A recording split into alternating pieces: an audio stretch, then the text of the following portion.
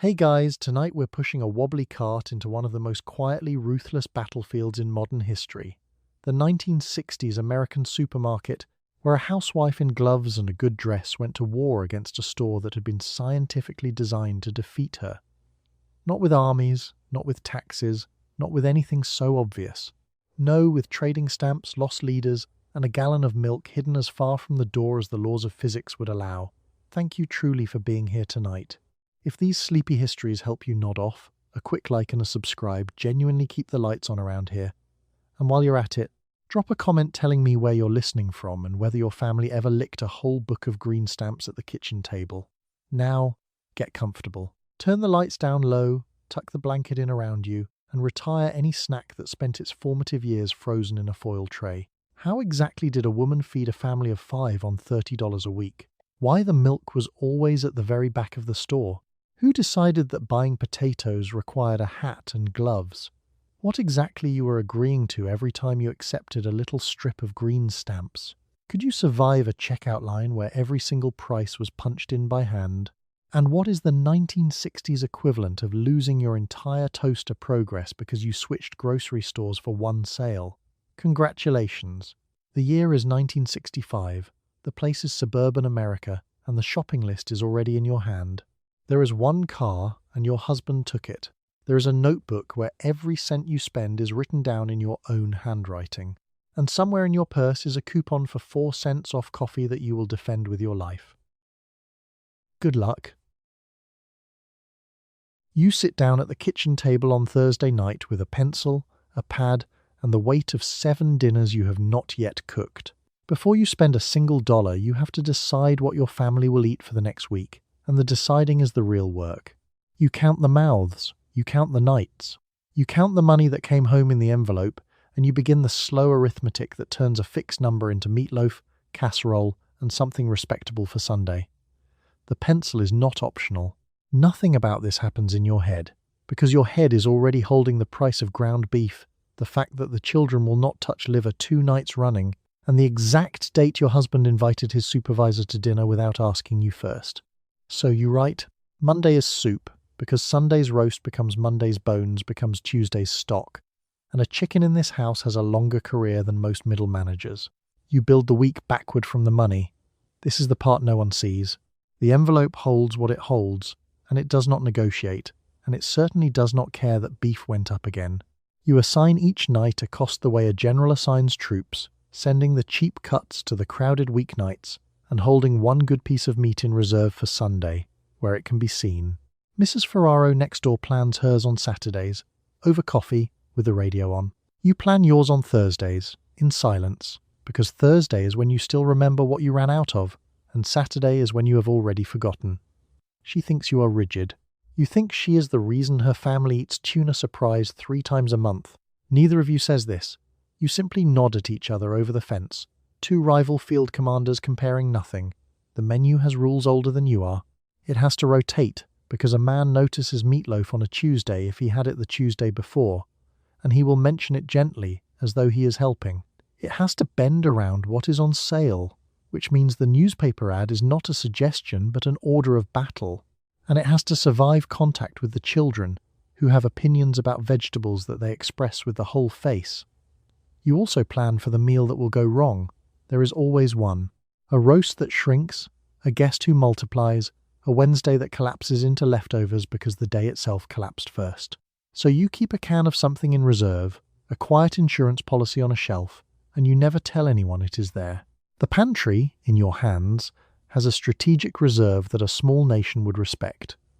By the time the list is done, it is not a list. It is a plan of the week disguised as groceries, a full 7 days of feeding people mapped out in pencil, careful, private, and complete, before you have set foot in a store.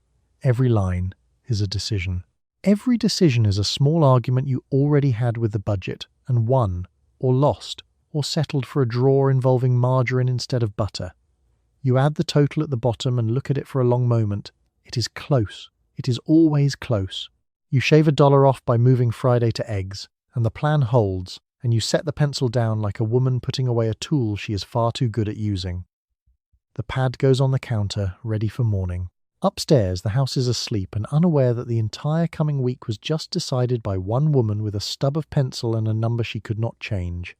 Tomorrow you shop the plan. Tonight you made it.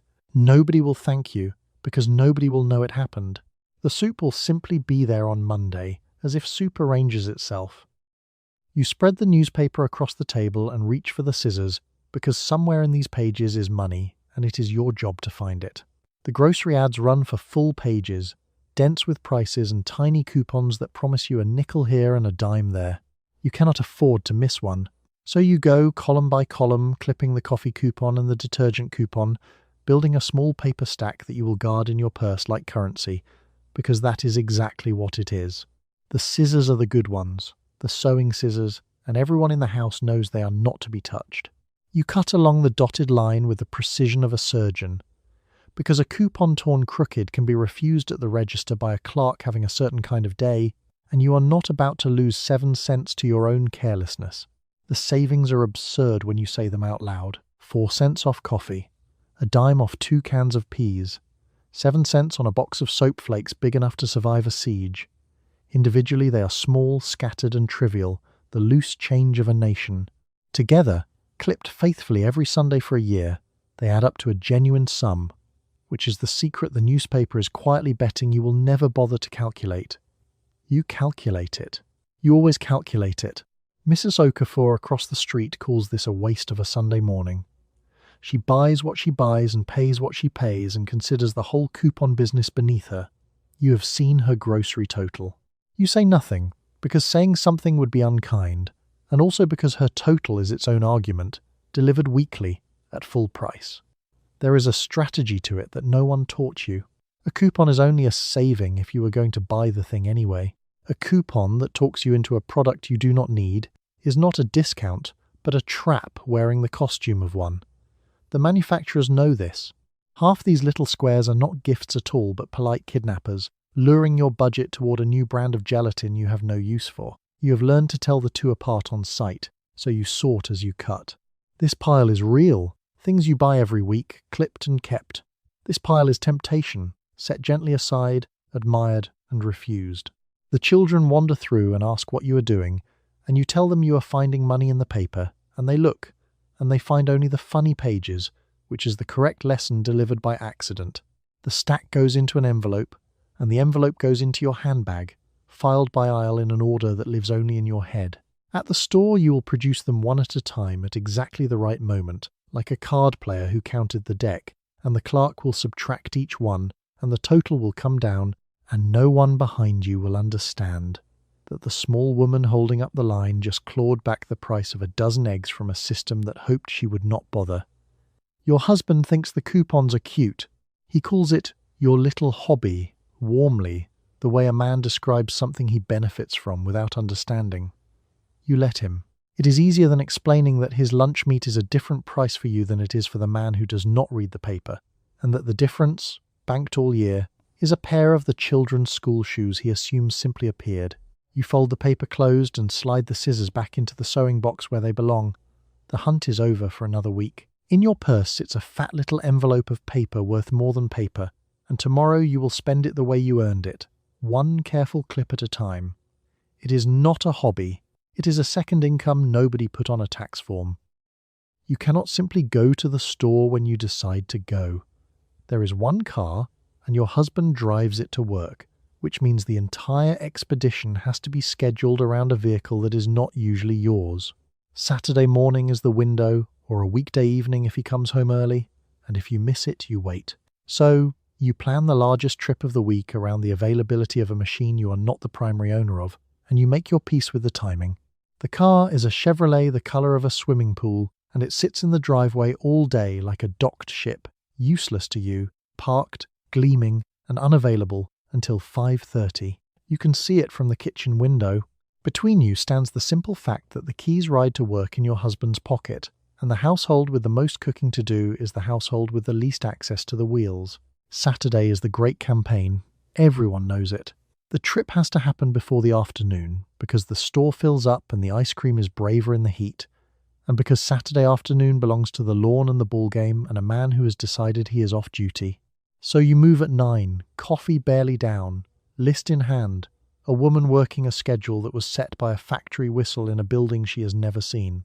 Mr. Delgado, 2 houses down, solved this by buying his wife a second car, and the whole street discussed it for a month as though he had bought her a yacht, a second car. Imagine. You do imagine, briefly, standing at the window, and then you fold the thought up and put it away, because one car is what one paycheck buys, and the paycheck is not confused about this, even if you occasionally are. When the plan fails, it fails completely. He works late, or the car makes a noise, or the weather turns, and suddenly the whole week bends. You improvise. You walk to the corner store which charges more for less and knows it, and you buy just enough to hold the family until the wheels return. The corner grocer greets you warmly, because he only sees you in emergencies, and an emergency is his best customer. Some weeks you take the bus, which is its own act of engineering. A week of food for 5 does not fit gracefully on a public bus, and you learn to buy only what your 2 arms can carry the length of a block from the stop, which means 2 trips, which means the milk sits warming on the counter while you go back for the rest. The bus does not wait. The bus has a schedule too, and its schedule does not care about yours any more than the factory's does. The deeper truth sits under all of it. Your entire ability to feed your family runs through a machine you do not control, on a timetable set by other people. You have organized a whole domestic economy around the arrival and departure of one automobile, and you have gotten so good at it that it looks effortless, which is precisely why no one notices it is happening at all. So when the Chevrolet finally rolls back into the driveway on Saturday morning, keys warm, tank acceptable, you are already dressed and listed and waiting on the step. Your husband barely stops the engine before you are in the passenger seat, or behind the wheel if he is feeling generous, and the expedition launches on its narrow window with the urgency of a tide that will not come again for a week. He asks why you always seem in such a hurry. You tell him the store gets busy. You do not tell him that you have been watching a car in a driveway for 6 days, running the clock in your head, waiting for the one machine in your life to come home so your life could resume. The engine turns over. The window is open. You go. You do not leave the house in whatever you slept in. You put on a proper dress, you check your hair, and depending on the year and the neighborhood, you may reach for gloves and a hat before you go to buy a sack of potatoes. Appearing in public is a performance, and the supermarket is public. Someone will see you. The minister's wife might be by the canned peas, so you present yourself as a woman who has her household in order whether or not the budget agrees. The dress is not your best dress, but it is a real one, pressed with a belt. You would no more push a cart in your housecoat than you would answer the door in it. The store is not the backyard. The store is the town square with a roof, and everyone you know passes through it eventually, pushing their own carts, reading their own reputations off the shelves. The gloves are the part that would baffle a later century. White cotton gloves, to buy groceries, to handle cans and paper money, and the damp handle of a cart that 100 other hands touched that morning. They are not practical. They were never practical. They are a small, quiet, and deliberate flag of respectability. A way of saying this woman is not desperate. This woman chose to be here, and you fly that flag over a cart full of the cheapest cuts in the store. Mrs. Vanderberg has turned it into a competition no one agreed to enter. She arrives at the market in a hat with an actual feather, gloves to the wrist, heels that were not designed for linoleum, and she moves through the aisles like a woman touring a property she might buy. You have watched her price a chicken in those gloves. The chicken did not care. The audience, she is certain, does. You play a quieter version of the same game. Your appearance says solvent, capable, above it all, while your handbag holds an envelope of coupons and a running total you are terrified to exceed. The performance and the arithmetic run at the same time, on the same woman, and the trick is never letting the second one show on your face. You smile at the neighbours. You do not let them see you flinch at the beef. The children are dressed too, scrubbed and combed and warned, because a woman's household is judged by the state of her offspring in public more harshly than by almost anything else. A child with a clean face and a decent coat is evidence. A child pitching a fit by the cereal is also evidence, of a different kind, which is why you move through that aisle like a soldier crossing a clearing under fire. There is real cost to all of it, and not just in stockings. Getting 5 people presentable and out the door adds an hour to a trip that is already an ordeal, and the hour is yours, subtracted from a day that had no spare hours in it. But you pay it, every week, because the alternative is to be the woman who let herself go, and that verdict, once rendered on a street like yours, does not get appealed. So you check the mirror by the door one last time, a woman in a pressed dress and clean gloves heading out to buy potatoes and margarine on a budget that would frighten an accountant. You look, to any passing eye, entirely in control. That is the whole point. The control is the costume, and you have gotten very good at wearing it. The door closes behind you, the gloves go on, finger by finger, in the driveway, and you sail toward the supermarket looking every inch a woman with nothing to prove, which is of course the surest sign that you have decided to prove it anyway, one immaculate trip at a time. You keep a notebook, and in that notebook is the truth about your household. Your husband hands you a housekeeping allowance, or you stretch whatever lands in the envelope, and every cent that leaves your hand for food gets written down in your own careful column. You are the accountant of a business that never closes. You track it because you are judged on it, by him and by yourself, and the notebook is where you prove, week after week, that you can turn not enough into enough. The notebook is small and cheap and holds more responsibility than anything else in the house. Its pages are ruled into columns you drew yourself with a bread knife for a straight edge. Date, item, cost, running total. It is the ledger of a firm whose only shareholder is a man who never reads it and would be alarmed if he did. The allowance arrives on Friday and behaves like a wild animal you have to break to the saddle by Sunday. It does not stretch on its own. You stretch it by knowing to the penny what milk costs at 3 different stores and which day the bread is marked down, and how far a pound of beef travels if you are honest with it. The number is fixed. Your ingenuity is the only variable, and you are running it at full throttle every single week. Mr. Halloran down the block gives his wife her allowance in cash on Friday nights and calls it, without any apparent shame, her salary. The word travels the street. A salary, for the work that runs his entire household, handed over as though he were being generous with his own money instead of paying, badly, for labour no one else would do for that rate. His wife takes it, smiles, and keeps her own notebook where the truer numbers live. You have learned that the allowance is a story 2 people tell each other. The story is that it is enough. Both of you agree to believe it, because the alternative is a harder conversation about a paycheck that has not grown while the price of everything has, and neither of you wants that conversation on a Tuesday. So you make the story true with arithmetic, quietly, and hand back the illusion of a household that lives comfortably within its means. The worst weeks are the ones with a surprise in them. A dentist, a pair of outgrown shoes, a cousin who visits and eats like a threshing machine. The notebook absorbs the blow because you make it, borrowing from next week, robbing the meat budget to pay the milk, running a shell game against yourself that you always, somehow, win by Sunday night. The columns balance. They have to. An unbalanced column is a confession. There is a strange pride buried in the drudgery. You are, on paper, a purchasing manager and a budget analyst and a forecaster, running a small operation with tighter margins than most real businesses and a customer base that complains about the menu. You do it with a pencil and a memory, and a notebook held together, worn, stained, and faithful, with a rubber band. No one calls it a profession. It is simply expected, the way weather is expected.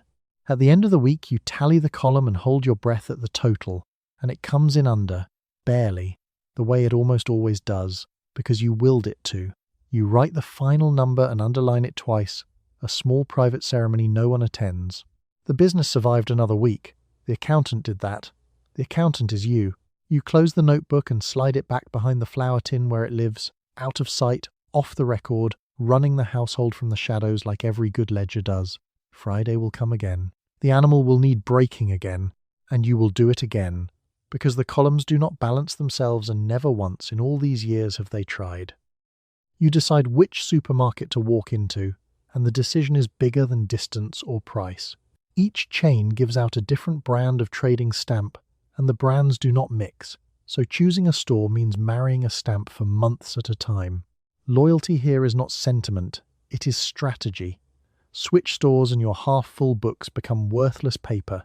So you weigh the prices against the premiums, pick your allegiance, and commit to one green or gold or plaid future the way other people commit to a religion. The stamps are the whole game, and everyone pretends they are a bonus. The A&P gives plaid stamps. The chain across town gives S and H green stamps, the giant of the business. the green you see pasted into books in half the kitchens you know. Piggly Wiggly has its greenbacks. Choosing between them is choosing which company gets to own your loyalty for the next year of Saturdays. This is the trap, and it is a beautiful one. Once you have a book started in green, every green stamp you earn pulls you back to the green store, because to shop elsewhere is to abandon the progress you already licked into place. The stamp is not a reward for shopping there. It is a chain forged one trip at a time, and you volunteer for it gratefully, because at the end of the chain is a toaster. Mrs. Petrangeli made the great mistake, and the street still speaks of it. She switched stores for a sale on a Tuesday, chasing a few cents off a roast, and stranded a nearly full book of green stamps she had spent 4 months filling. 4 months. Gone, because the new store dealt in a different colour and her green meant nothing on their counter. She got the roast. She lost the mixer. No one has let her forget the trade. So you think like a woman playing a long game against a company that is patient, clever, and relentless. You pick the store whose stamps buy the premium you actually want, then you stay, through minor sales and mild disappointments, because switching would cost you more than any single sale could ever save. The math is deliberately built to hold you. You do the math anyway, and the math agrees you are stuck, so you decide to be stuck on purpose. Which feels better? The choice is really a marriage, and like a marriage, it is easier to enter than to leave. The green store knows this. It does not need to be the cheapest because it is not competing on price at all. It is competing on the sunk cost of every stamp already in your book, and against that quiet arithmetic, a rival's penny sale is almost powerless. You understand the scheme perfectly. You are inside it anyway. There is a version of you that resents it, that would like to shop wherever the beef is cheapest that week like a free woman. But that woman has no toaster coming, no luggage on layaway in a catalogue, no slow prize accumulating in a drawer. So you trade the freedom for the future appliance, the way the whole country did, 80 out of 100 households pasting their loyalty into little books and calling it thrift. You pull into the lot of your chosen store, the green store, your store, and the choice is already made and remade for another week. The sign glows. The stamps wait behind the register. Somewhere in a drawer at home, a book sits 3/4 full, exerting its quiet gravity, pulling you through these particular doors and no others. You go in. You will earn today's green and paste it in tonight. One more link in a chain you forged yourself and would defend to a neighbour as a bargain. Choosing a store used to mean choosing a store. Now it means choosing a colour, and you chose green, and green chose to keep you, and both of you are satisfied with the arrangement. You reach the row of carts by the door and pull one free, and within 3 feet you know you have chosen wrong. One wheel pulls hard to the left, steering you gently but insistently toward whatever display it was apparently built to visit. You could go back and trade it. You do not. You lean your weight against the drift instead and steer the whole trip on a slight diagonal. Because the line is long, the toddler is restless, and a bad wheel is a problem you have decided to simply outmuscle. The cart is a wheeled cage of chrome, and this one has developed a personality, which is the last thing a cart should have. It wants to go left. It has always wanted to go left. Somewhere in its brief mechanical life, a wheel took a knock, and now it pursues its own agenda with the quiet stubbornness of a mule that has decided the field is close enough. You correct for it without thinking, the way you correct for everything. A little pressure on the right, a little counter-steer at every turn, an ongoing private argument with a machine that cannot hear you. By the time you reach the produce, you have forgotten you are even doing it, which is the story of most of your labour. Constant, invisible, and absorbed into the body until it stops looking like effort at all. The cart wants to visit the display of canned peaches. Of course it does. It pulls left precisely as you pass the pyramid the store spent an hour building, as though the wheel and the store manager are in some grinning conspiracy to steer you toward the things you did not come for. You hold your line. The peaches watch you go. Not today. A stock boy named Rennick notices your fight with the cart and offers cheerfully to fetch you a better one. You wave him off. You are halfway through the store, and switching carts now means unloading and reloading, and the transfer would cost you more time than the wheel will over the whole trip. Rennick shrugs, tucks his pencil behind his ear, and goes back to building the pyramid the cart keeps trying to introduce you to. There is a lesson in the wheel, if you want one, and you mostly do not because you are busy. The lesson is that you have learned to accommodate broken things rather than replace them, to lean into the pull and keep moving, because stopping to fix every small wrongness would mean never finishing anything. The cart is broken, the trip is not. You have decided which of those facts gets to run your morning. The toddler, riding in the little seat, finds the whole diagonal progress delightful and leans with it, helping, adding his weight to exactly the wrong side like a tiny saboteur who thinks he is crew. You shift him. He leans again. The two of you and the cart perform a slow lurching waltz down the cereal aisle that looks, to anyone watching, like a woman who cannot steer, and you let them think it, because explaining is not worth the breath. By the meat counter, the wheel has become a companion. Almost a familiar, stubborn, and predictable wrongness you are steering by feel now. The way you can walk your own dark hallway without a light. You have made friends with the defect.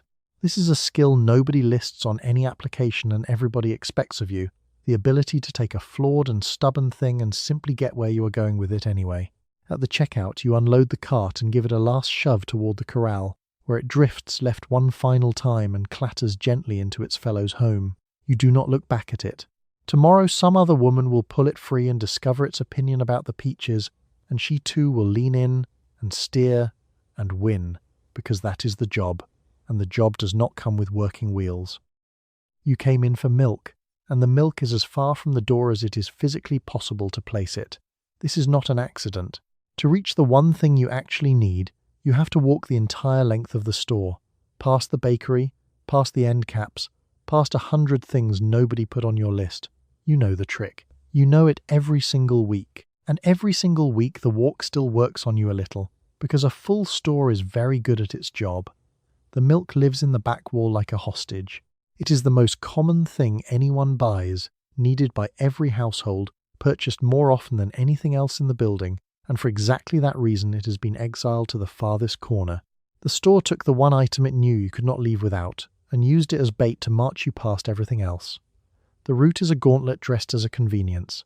You pass the bakery first, because the smell of warm bread does something to a person that no sign ever could, and the store positioned it at the entrance the way a fisherman positions the good lure.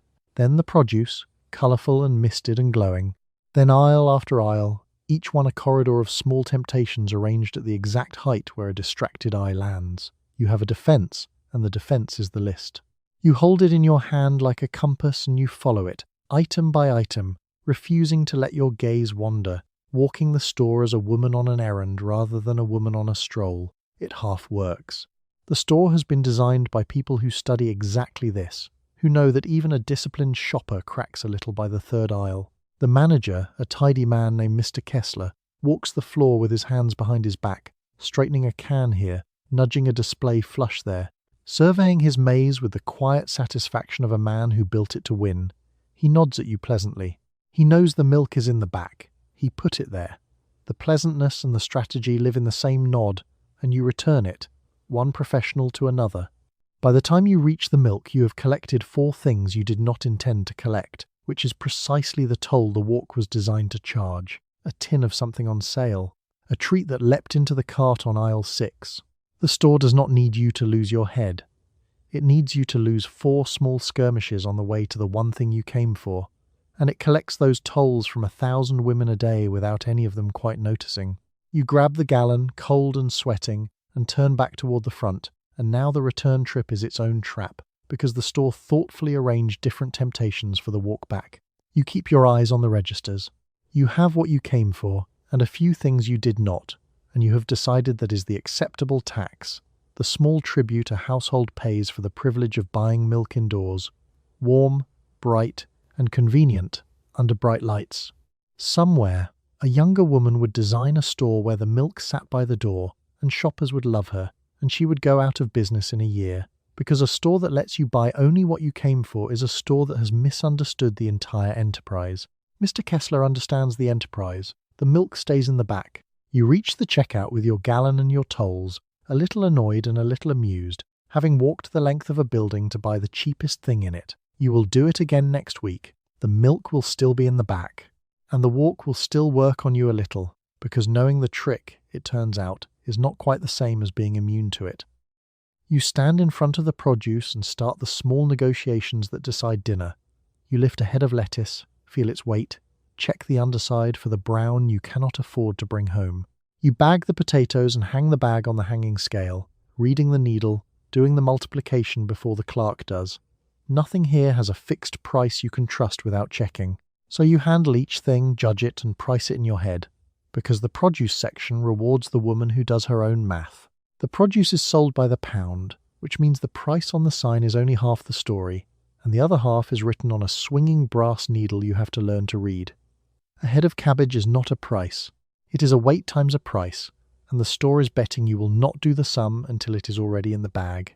You do the sum in your head faster than the boy could on paper. Everything here is a small trial that you conduct on the spot. You press a tomato with your thumb, gently, feeling for the give that means ripe and the mush that means regret. You bend to sniff a melon at the stem end, the way your mother taught you, ignoring the man beside you buying his melon by grabbing the nearest one like a person who enjoys disappointment. The produce man is named Gus, and Gus mists the greens all morning with a battered spray bottle which keeps them crisp and also, not by accident, adds a little weight of water to everything sold by the pound. You have known Gus for years, you like Gus. You also weigh your own greens after he bags them, because liking a man and trusting his spray bottle are two entirely separate matters, and Gus, to his credit, does not take it personally. You choose against the recipe, not for it. If the lettuce is tired and the cabbage is proud, dinner quietly becomes a cabbage night, because the woman who insists on lettuce in a bad lettuce week is the woman who overpays for the privilege of being stubborn. You cook what the produce is offering cheaply, not what you imagined this morning, and your family eats seasonally without ever once being told that is what is happening. The scale is the referee, and you do not entirely trust the referee. It hangs there, brass and swinging, and a heavy hand on the bag or a needle that drifts high can cost you a nickel that adds up over a year into real money. So you steady the bag, let the needle settle, and read it square on, refusing to be rounded up by a half-ounce of nobody's business. It is a tiny vigilance. You keep 100 tiny vigilances, and together they are the reason the notebook balances. There is craft in it that no one credits.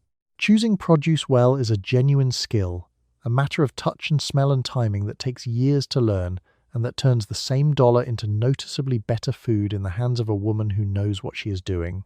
You know what you are doing.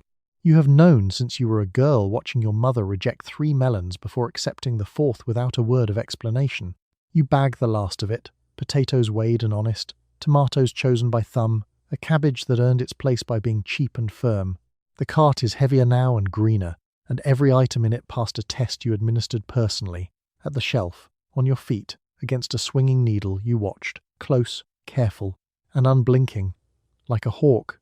You move on toward the meat, leaving Gus to his spray bottle and the melon man to his future disappointment.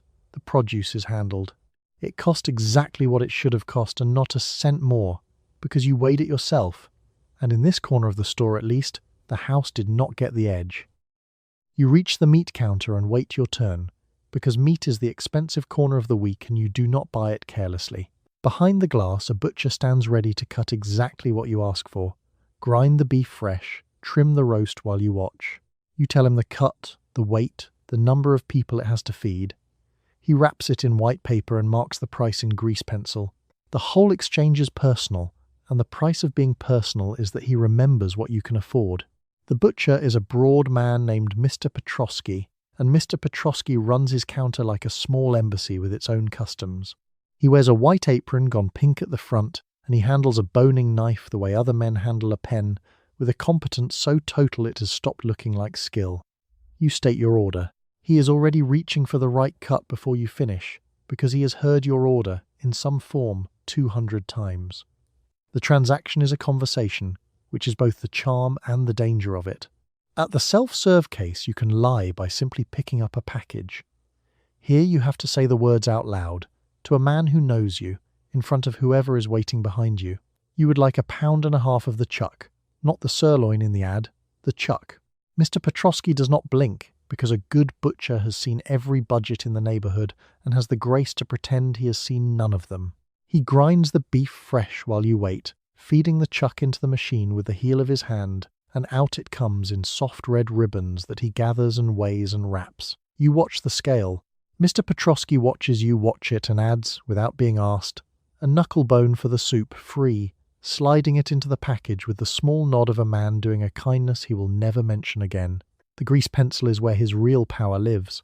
He marks the price on the white paper himself, in his own hand, and there is a range in that number, a little room he can move in either direction depending on how the week has treated you and how the week has treated him.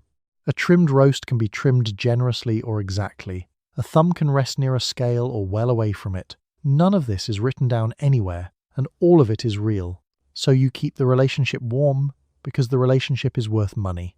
You ask after his wife. You mention that the last roast was wonderful, which it was. This is not false. You like the man. It is also strategy, the quiet cultivation of the one person in the store with discretion over your largest expense, and both of you understand the arrangement without ever once naming it. There is a lost art in the whole exchange that a later age of shrink wrap and barcodes will not replace. The butcher knows your family. He knows the roast is for Sunday and the ground chuck is for Tuesday, and that the extra bone is because money is tight this month, and he adjusts, silently, within the small mercy of his grease pencil. It is commerce conducted at the speed of neighbours, and it depends on being known. He hands the package across the glass, marked in his careful hand, heavier than you strictly paid for. He is already turning to the next woman, wiping the knife, resetting his small embassy for the next negotiation. You set the meat in the cart, the careful, costly, and considered anchor of the whole week's eating, chosen cut by cut from a man who knows exactly what you can spend, and gave you a little more than that anyway. The expensive corner is handled. It cost what it cost, minus one knuckle bone, plus the value of being a woman Mr. Petrosky is glad to see. You do not fill your basket with the cuts in the advertisements. You buy the ones that cost less and ask more of you. The chuck, the liver, the tongue, the bones that will become soup by Wednesday. These are not glamorous, and they are not lazy. They are how a fixed budget produces 7 dinners instead of 4. You learned the trick from your mother, who learned it from hers, and you carry the quiet knowledge that the cheap cut, handled right, feeds the table just as well as the proud one.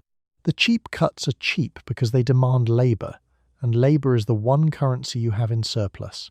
A chuck roast is stubborn until you braise it for 3 hours, at which point it surrenders and becomes tender and generous. The store charges less for it because it trusts that most people will not do the 3 hours. You will do the 3 hours. You have always done the 3 hours, and the 3 hours are free, because no one has ever offered to pay you for them. Liver is the great test of a household, and you have passed it by learning to disguise it. Soaked in milk, sliced thin, cooked fast with onions until the children do not quite recognize what they are eating, it becomes cheap iron for growing bodies. Your youngest has eaten liver 40 times and would tell you with total confidence that he hates liver. You let him keep the opinion. He does not need the truth. He needs the iron. The bones are the secret weapon, nearly free, sometimes actually free from a butcher in a good mood. A bag of bones becomes stock, and stock becomes soup, and soup becomes a whole meal built around a bread heel and whatever the crisper is embarrassed about. Nothing in your kitchen dies without a second career. A chicken lives 3 lives in your hands, and by the 3rd one it is broth, and the broth still has more to give than most people ask of a whole bird. Your mother taught you all of it at a scarred kitchen table, and you can still see her working the tongue of all things, peeling and pressing it into something a family would eat gratefully, and a stranger would not believe was thrift. She never called it economizing. She called it cooking. The distinction mattered to her, and now it matters to you. You are not making do. You are practicing a craft that happens to also be cheap. The woman who buys only the advertised cuts is not richer than you, necessarily. She is often just less skilled, paying a premium to avoid learning what you already know, buying the sirloin because she never learned to make the chuck sing. You do not judge her out loud. You simply note, privately, that her grocery bill and yours feed roughly the same number of people, and yours has a Sunday roast in it, and hers does not. There is a strange dignity buried in the humble basket. Anyone with money can buy a good dinner. It takes a real hand to build a good week out of the parts other people leave behind.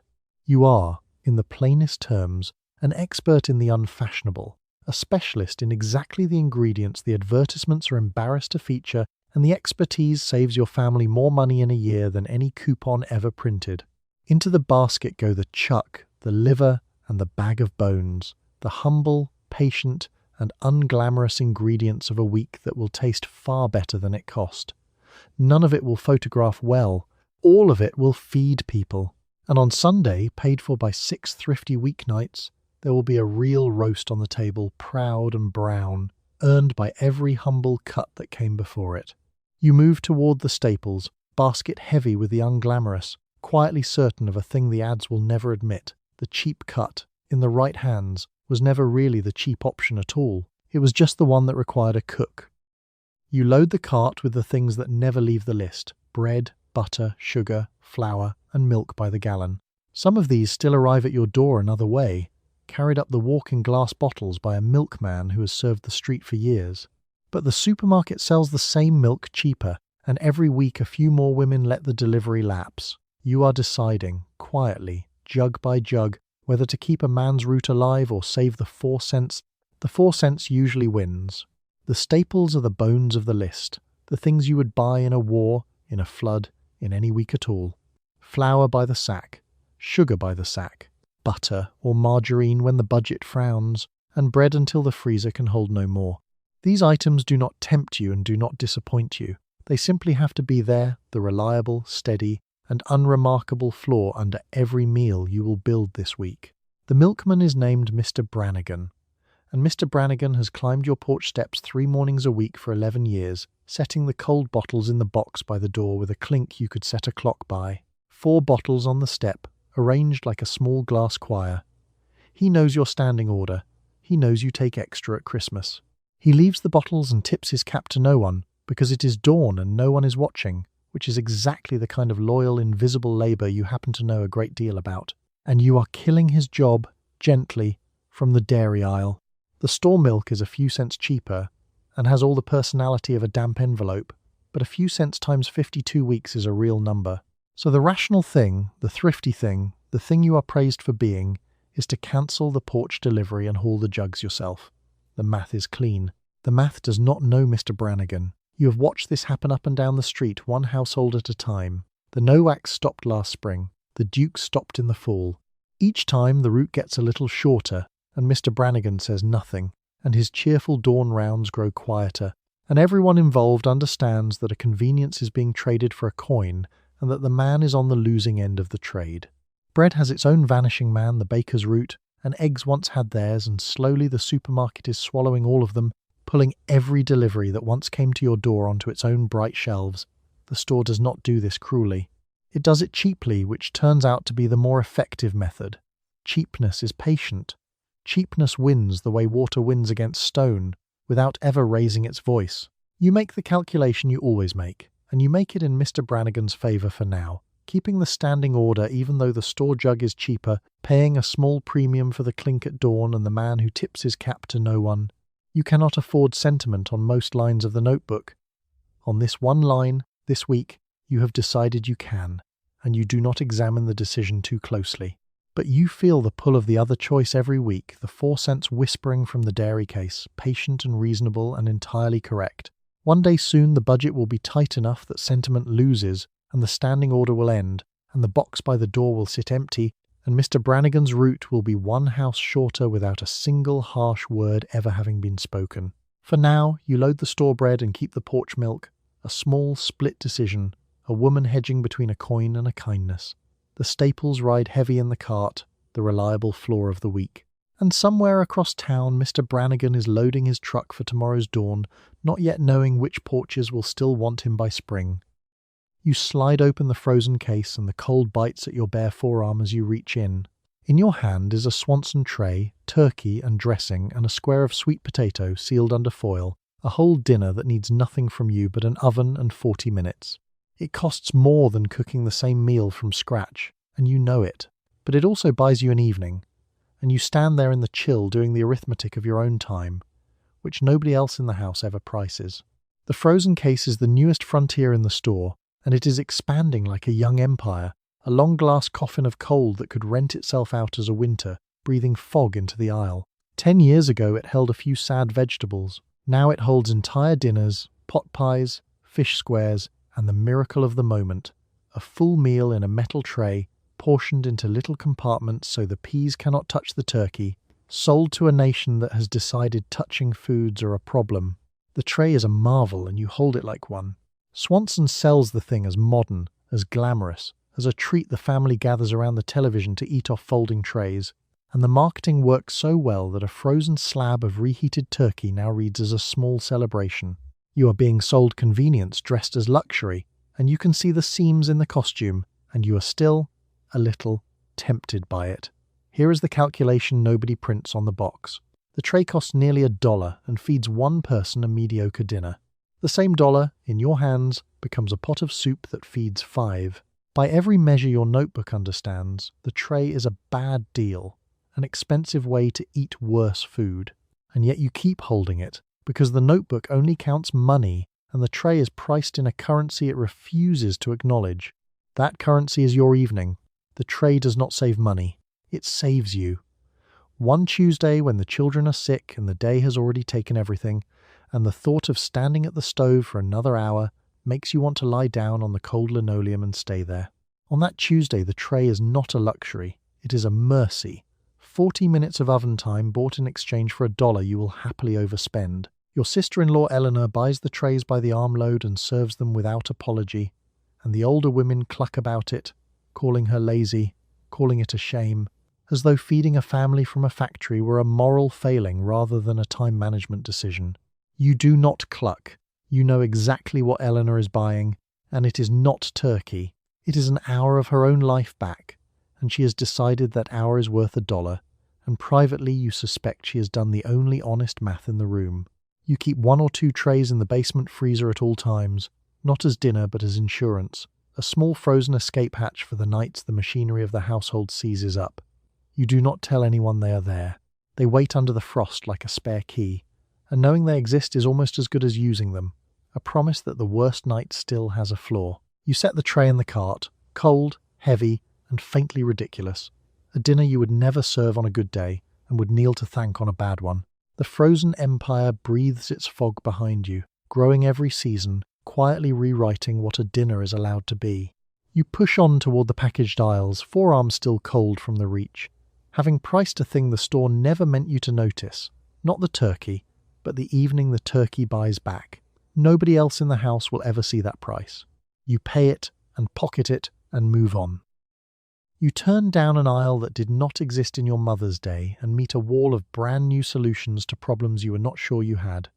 Cake in a box, whipped topping that never spoils, a powder that turns into a fried chicken coating without the frying. Each package promises to make you a better wife by making you a faster one, and each one implies, gently, that the slow way was a small failure. You read the promises, weigh them against the price, and decide how much modern you can afford this week. The packages do not sell food, they sell a feeling, and the feeling is that you are behind. Every box is a small accusation, wearing bright colours, suggesting that a truly modern woman would not still be creaming butter by hand like some pioneer, that the future has arrived in powder form, and only the hopeless are still doing it the long way.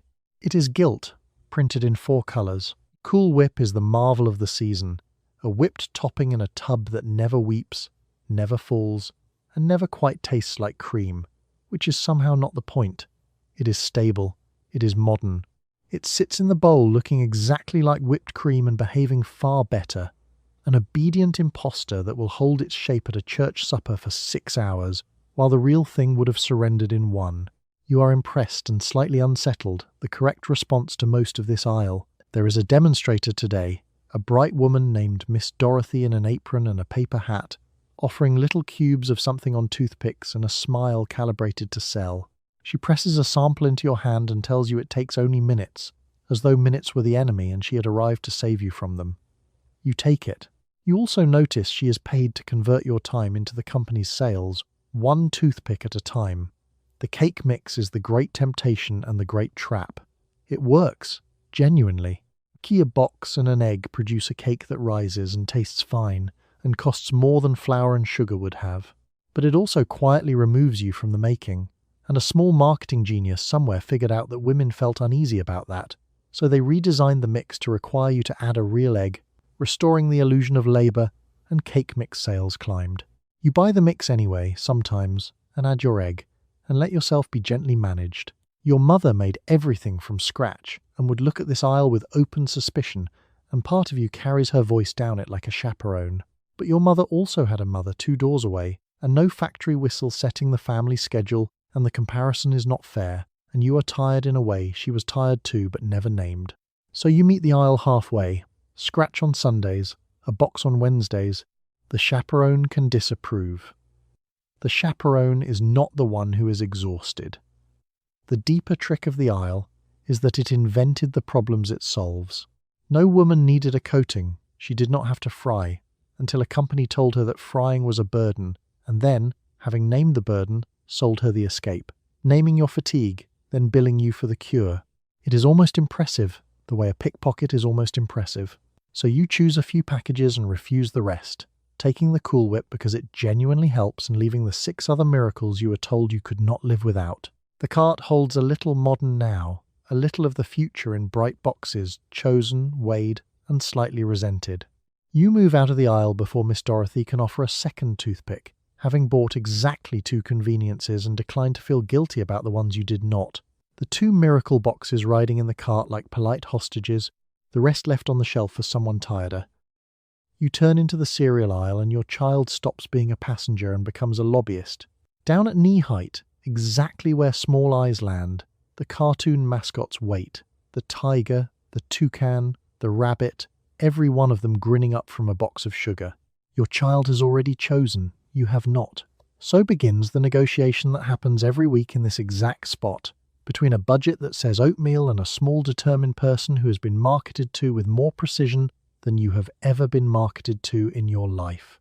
The placement is not luck. Someone was paid a real salary to determine the exact height of a 5-year-old's gaze and to stock the sugared cereals at precisely that line, so that the mascots meet your child eye to eye like old friends. The oatmeal sits up high, dignified and boring, where only adults look. The candy and cereal costume sits low, at the altitude of desire.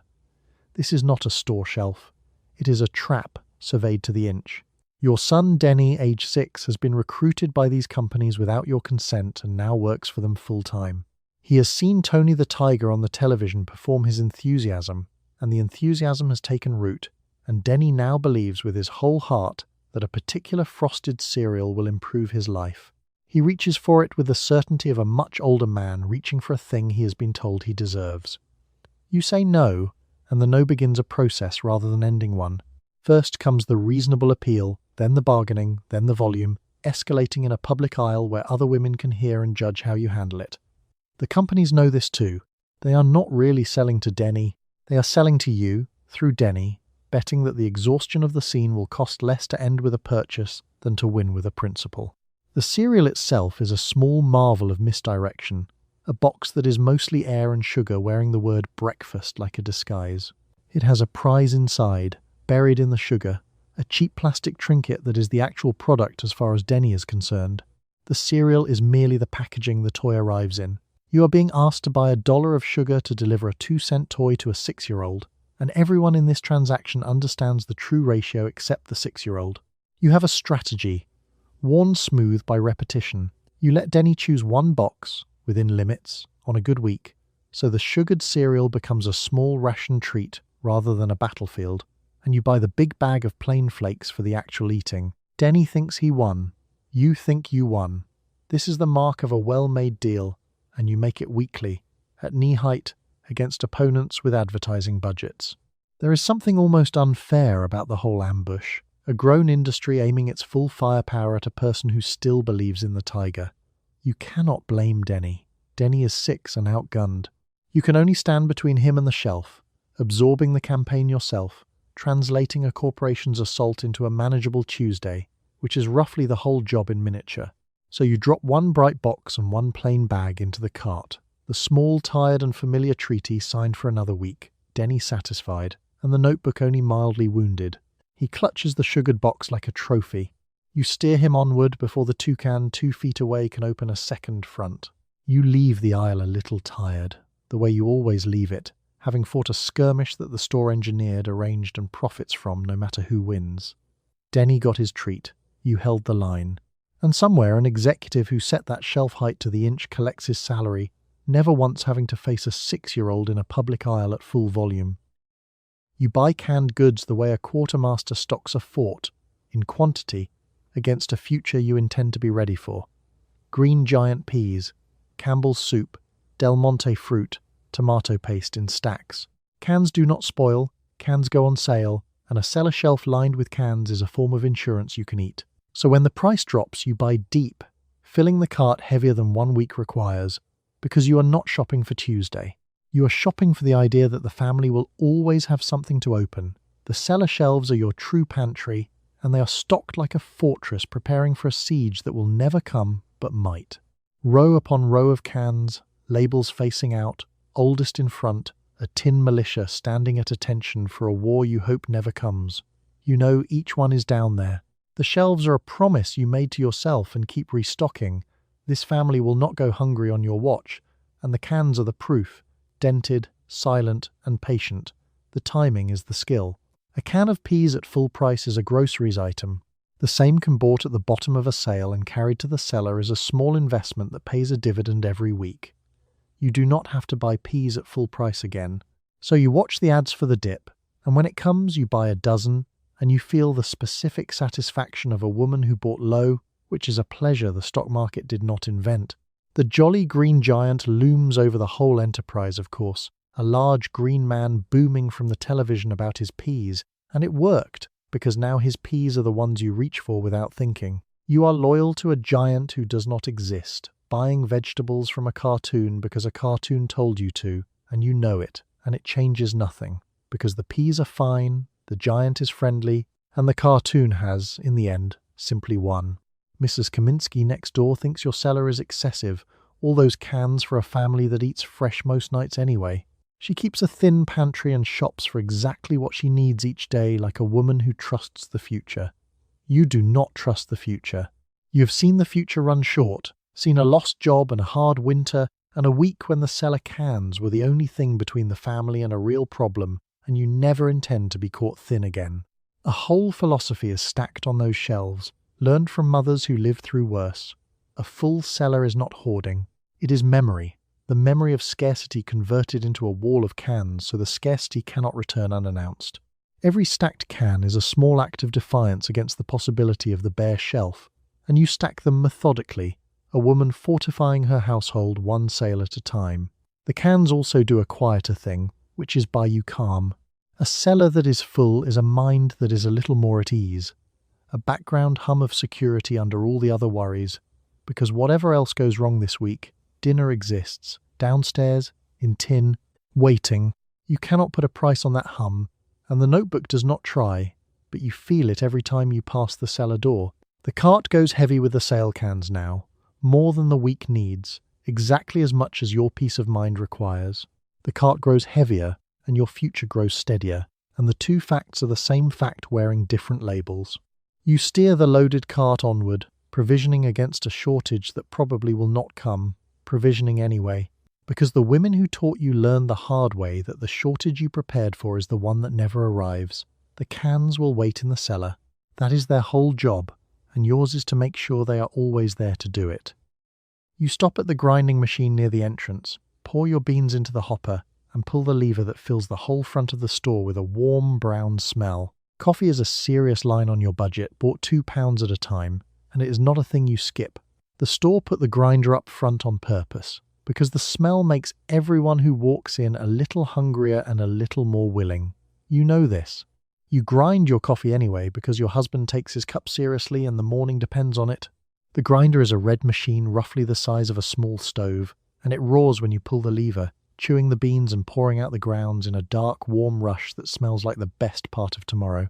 You set the dial to the grind your percolator likes, coarse, because a fine grind clogs the basket, and a clogged basket is how a morning goes wrong before anyone has spoken. Coffee is not negotiable in your house, which the budget has learned to accept.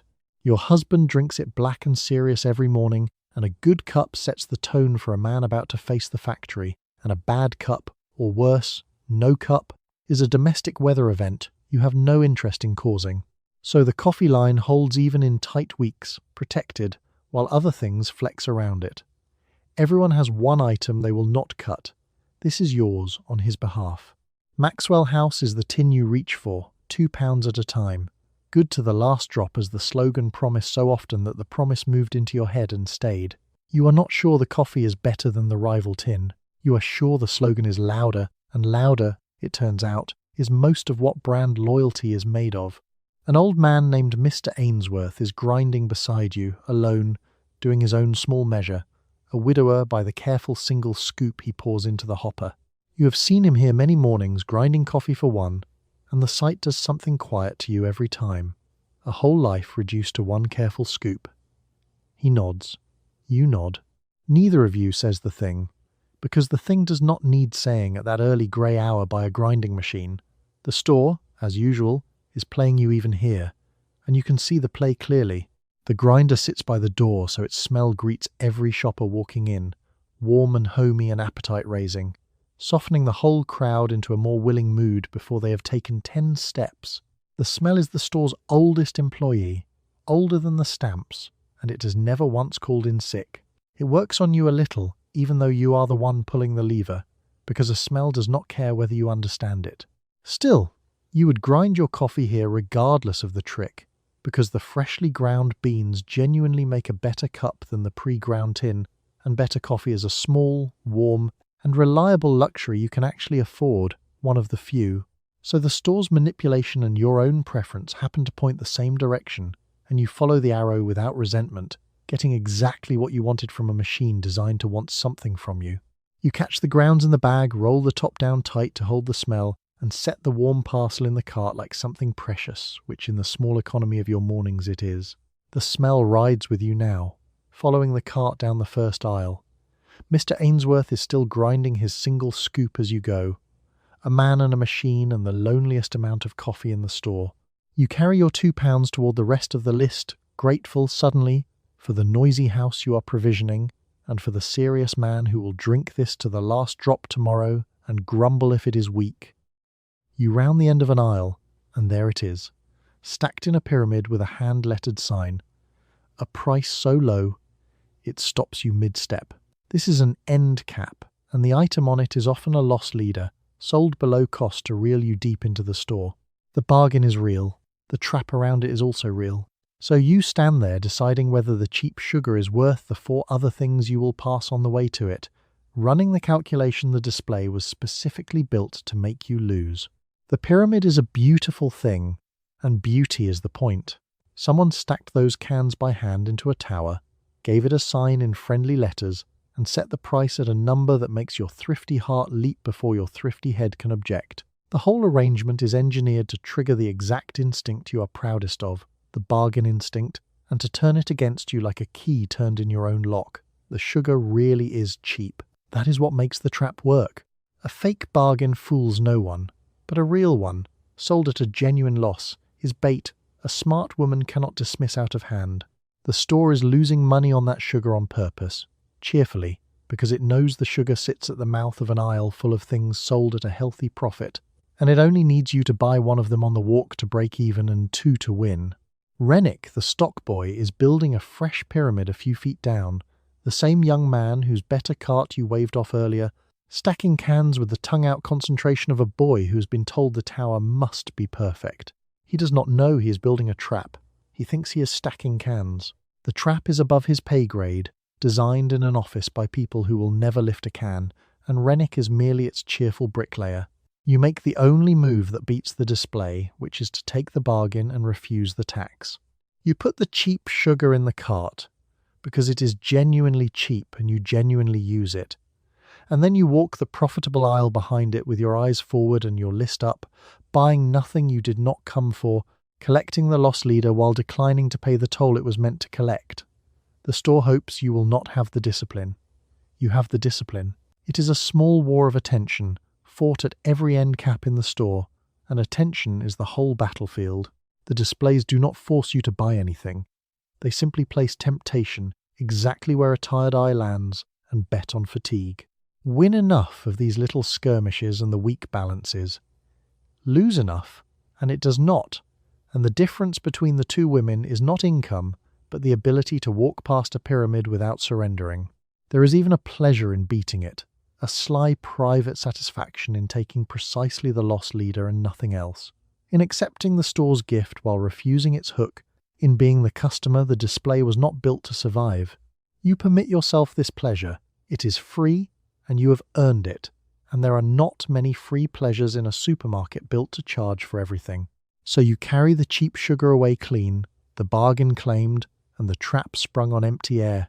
One more bright, clever, and hollow end cap, defeated on a day full of them. Behind you the pyramid stands slightly diminished, having done its job on someone else. Rennick stacks on, perfecting his tower, and you steer past him with a nod, having taken exactly what you wanted from a display that wanted so much more from you.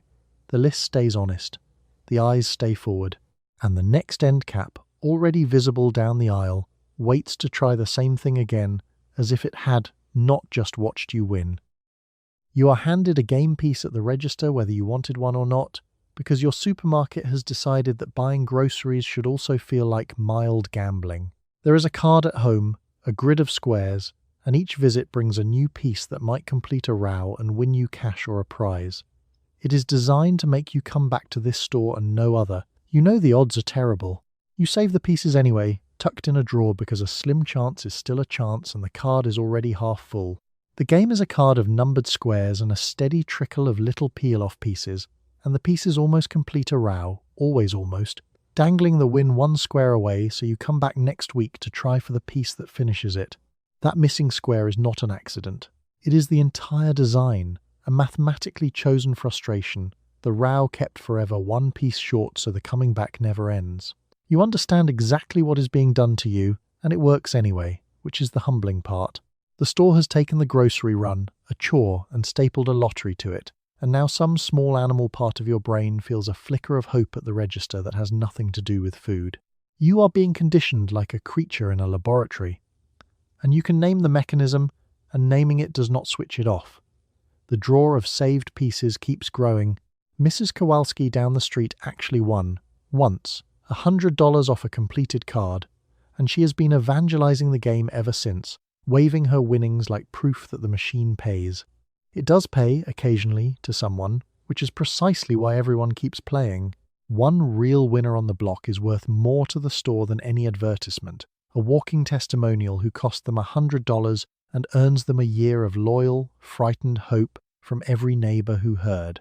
You do the math, because you always do the math, and the math is brutal. The odds of completing the card are long enough that the true value of each piece is a fraction of a cent, and the game is really just a way to bind you to one store, a rewards app 50 years early that pays out to one dazzled neighbor per decade. The store is not giving you a chance. It is renting your loyalty and paying in the illusion of one. You keep the pieces anyway, filed in the drawer like tickets to a fair that never quite comes to town. And still you play, sliding the week's piece into the drawer with the others, checking the card against the new number, feeling the small, ridiculous lift when it is close. It costs you nothing but a little dignity, and dignity, in a supermarket, is already running low, so you spend a little more of it on the game, and do not miss it much. The children love the pieces, which is another hook you walked into, because now peeling the game piece is a small ceremony they look forward to, and a thing the children look forward to is a thing you cannot quite bring yourself to stop. The store found the one lever stronger than your good sense, which is your children's small delight, and pulled it. You noticed. You let it happen. Some hooks are worth the being caught.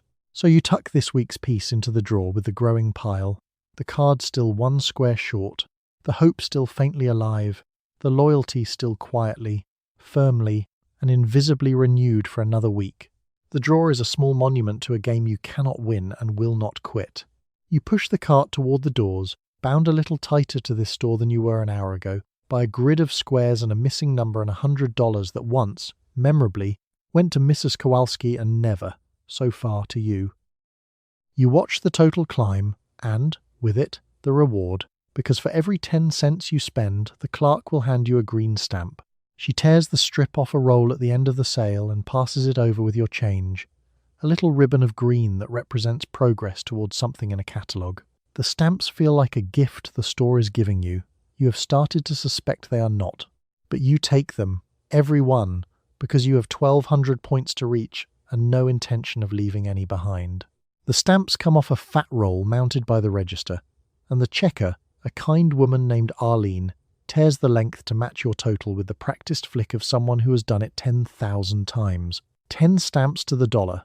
She counts them without looking, folds the strip once, and lays it on top of your change like a small green tip the store is giving itself credit for. You take the strip and tuck it in your purse. Another handful of points toward the mixer. Here is the arithmetic the strip does not mention. Somewhere you read that the store pays about $2.45 for the stamps it takes to fill one whole book, and the store, not being a charity, does not eat that cost. It folds it quietly into the price of everything, a fraction of a cent on every can, so that the gift in your purse was purchased in advance by you at a small markup and handed back to you as generosity. Once you understand that, the whole thing tilts. The stamps are not a reward for spending. They are a rebate on a surcharge you did not know you were paying, returned to you only if you jump through the hoops of licking and pasting and saving and redeeming. Miss a step, lose a book, switch stores, and the surcharge stays collected while the rebate evaporates. It is a machine that sells you your own money back, one lick at a time. And yet you take every stamp, because the machine, having taken your fraction of a cent, will only give it back through the stamp. So refusing the stamp would be paying the surcharge for nothing at all. The trap has a second flaw. Once the cost is baked into the price, whether you collect or not, the only losing move is to not collect. So you collect grimly, thoroughly, a woman clawing back her own overcharge one green square at a time. Arlene sees the whole thing too, from her side of the register, handing out gifts that are not gifts to women who mostly know it and take them anyway. She slips an extra partial strip to the young mother behind you, the one counting coins, a small kindness within a system built on none, and you catch it and say nothing, because a kindness inside a machine is still a kindness and does not need announcing. The stamps have become a strange second currency in your life, earned at the register, stored in the purse, banked in the drawer, spent in a catalogue, a shadow economy running alongside the real one, and denominated in saliva. You keep two sets of books now, the dollars and the points, and you are fluent in both, tracking your slow progress toward a toaster in a unit of value the store invented and controls. You pocket today's strip of green, another few small green and precious points closer, another fraction of a cent clawed back from the price you already paid. The roll by the register spins a little shorter. Arlene reaches for the next customer's total. You push toward the doors with your change and your stamps, a gift and a rebate and a leash all printed on the same small green paper, and you have decided, as you decide every week, to take the leash because the toaster is real and the alternative is to pay the surcharge and get nothing, and that, at least, you refuse to do. You unload the cart onto the rubber belt and settle in to wait, because there is no scanner in this store, and there will not be one for years. The cashier reads the price marked on each can and each box and punches it into the register by hand, one item at a time, knowing the produce prices from memory. She is fast, faster than seems possible, but fast still takes minutes when the cart is full. So you stand and watch your week get tallied key by key, the drawer slamming shut between customers like a small verdict. The register is a heavy machine of keys and levers, and Arlene plays it like an instrument she has mastered. Her right hand dances over the number keys while her left slides each item along, and she never looks at either hand, because both hands know their jobs by heart.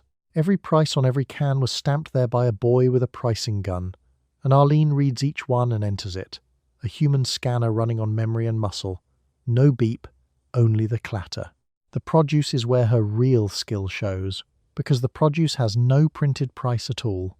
She sees the bag of apples, knows the price per pound, glances at the weight you already had figured, and does the multiplication in her head faster than you can watch, then keys the result. She does this for the tomatoes, the potatoes, the loose onions, arithmetic on the fly all day for hundreds of carts, and no one has ever once called it a skilled position or paid it like one.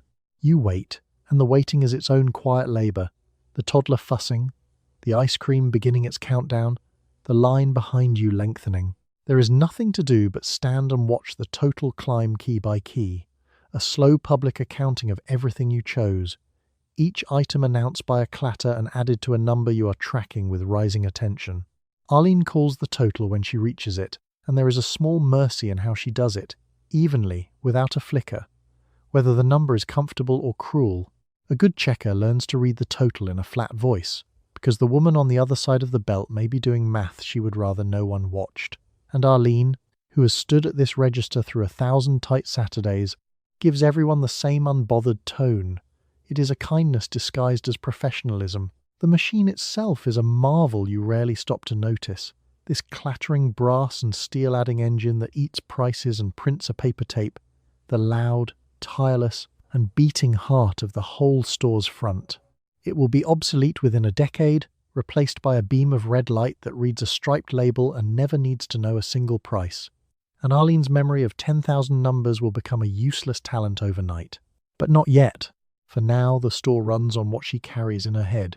You tear your eyes from the climbing total and try not to compute along, and fail, because you always compute along, running your own tally a half step behind hers, bracing for the collision between her number and the one in your notebook. The two numbers are approaching each other with every clatter, and you will know in a moment whether the week fit inside the envelope or whether it did not, and the whole line will know a half second after you do. The drawer slams on the customer ahead of you, that small verdict delivered, and it is your turn, your belt now, your week rolling forward under Arlene's flying hands. The clatter begins on your groceries. The total starts to climb. You stand and watch it rise, a woman waiting on an arithmetic about to be checked, in public, by a machine and the remarkable memory of the woman running it. Key by key, your week adds up. The number is coming. You hold your breath a little and wait for it to stop. You reach the moment the whole trip has been building toward, the moment the register stops and shows you the number. Everyone behind you can see it too. If you have judged the week right, you exhale and reach for your money. If you have not, you face a small public decision with a line watching. What comes out of the bags? A can. The nicer cut. The treat the child is still hoping you forgot about. You make the cut quickly and without drama, because the arithmetic caught up with you and there is a line.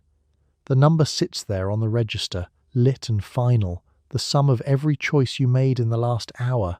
You have been shadowing it the whole trip, keeping your own running total so it should hold no surprises. But a running total is an estimate's drift, and the last few cents of a full cart can push a careful woman a dime over the edge of what she brought, which is a very small distance and a very public one. This is the moment the entire performance is aimed at, and the entire performance can fail here in front of witnesses.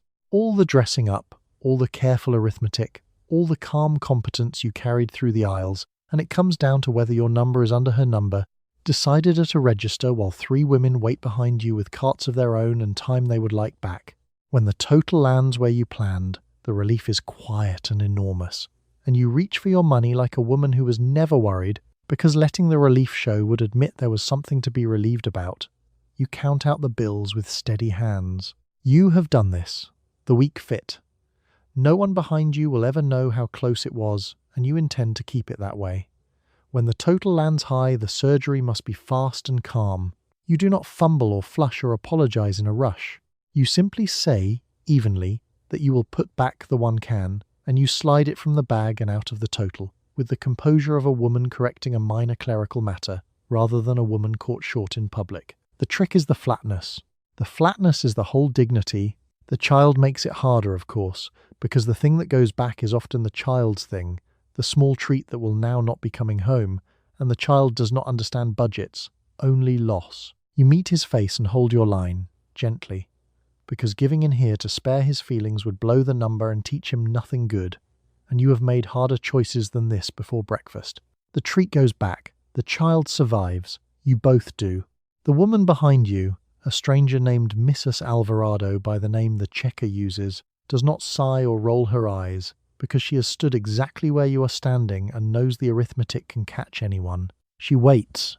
She looks politely away while you do your small public sum, extending the one courtesy that costs nothing and means everything in this line, the grace of not watching. You will extend it to someone else next week. So you settle the number by paying it or by trimming it, and either way you settle it fast, because the reckoning is only unbearable if you let it last, and you have learned to make it brief. The money changes hands, the drawer slams, the verdict is in, and it is, as usual, survivable.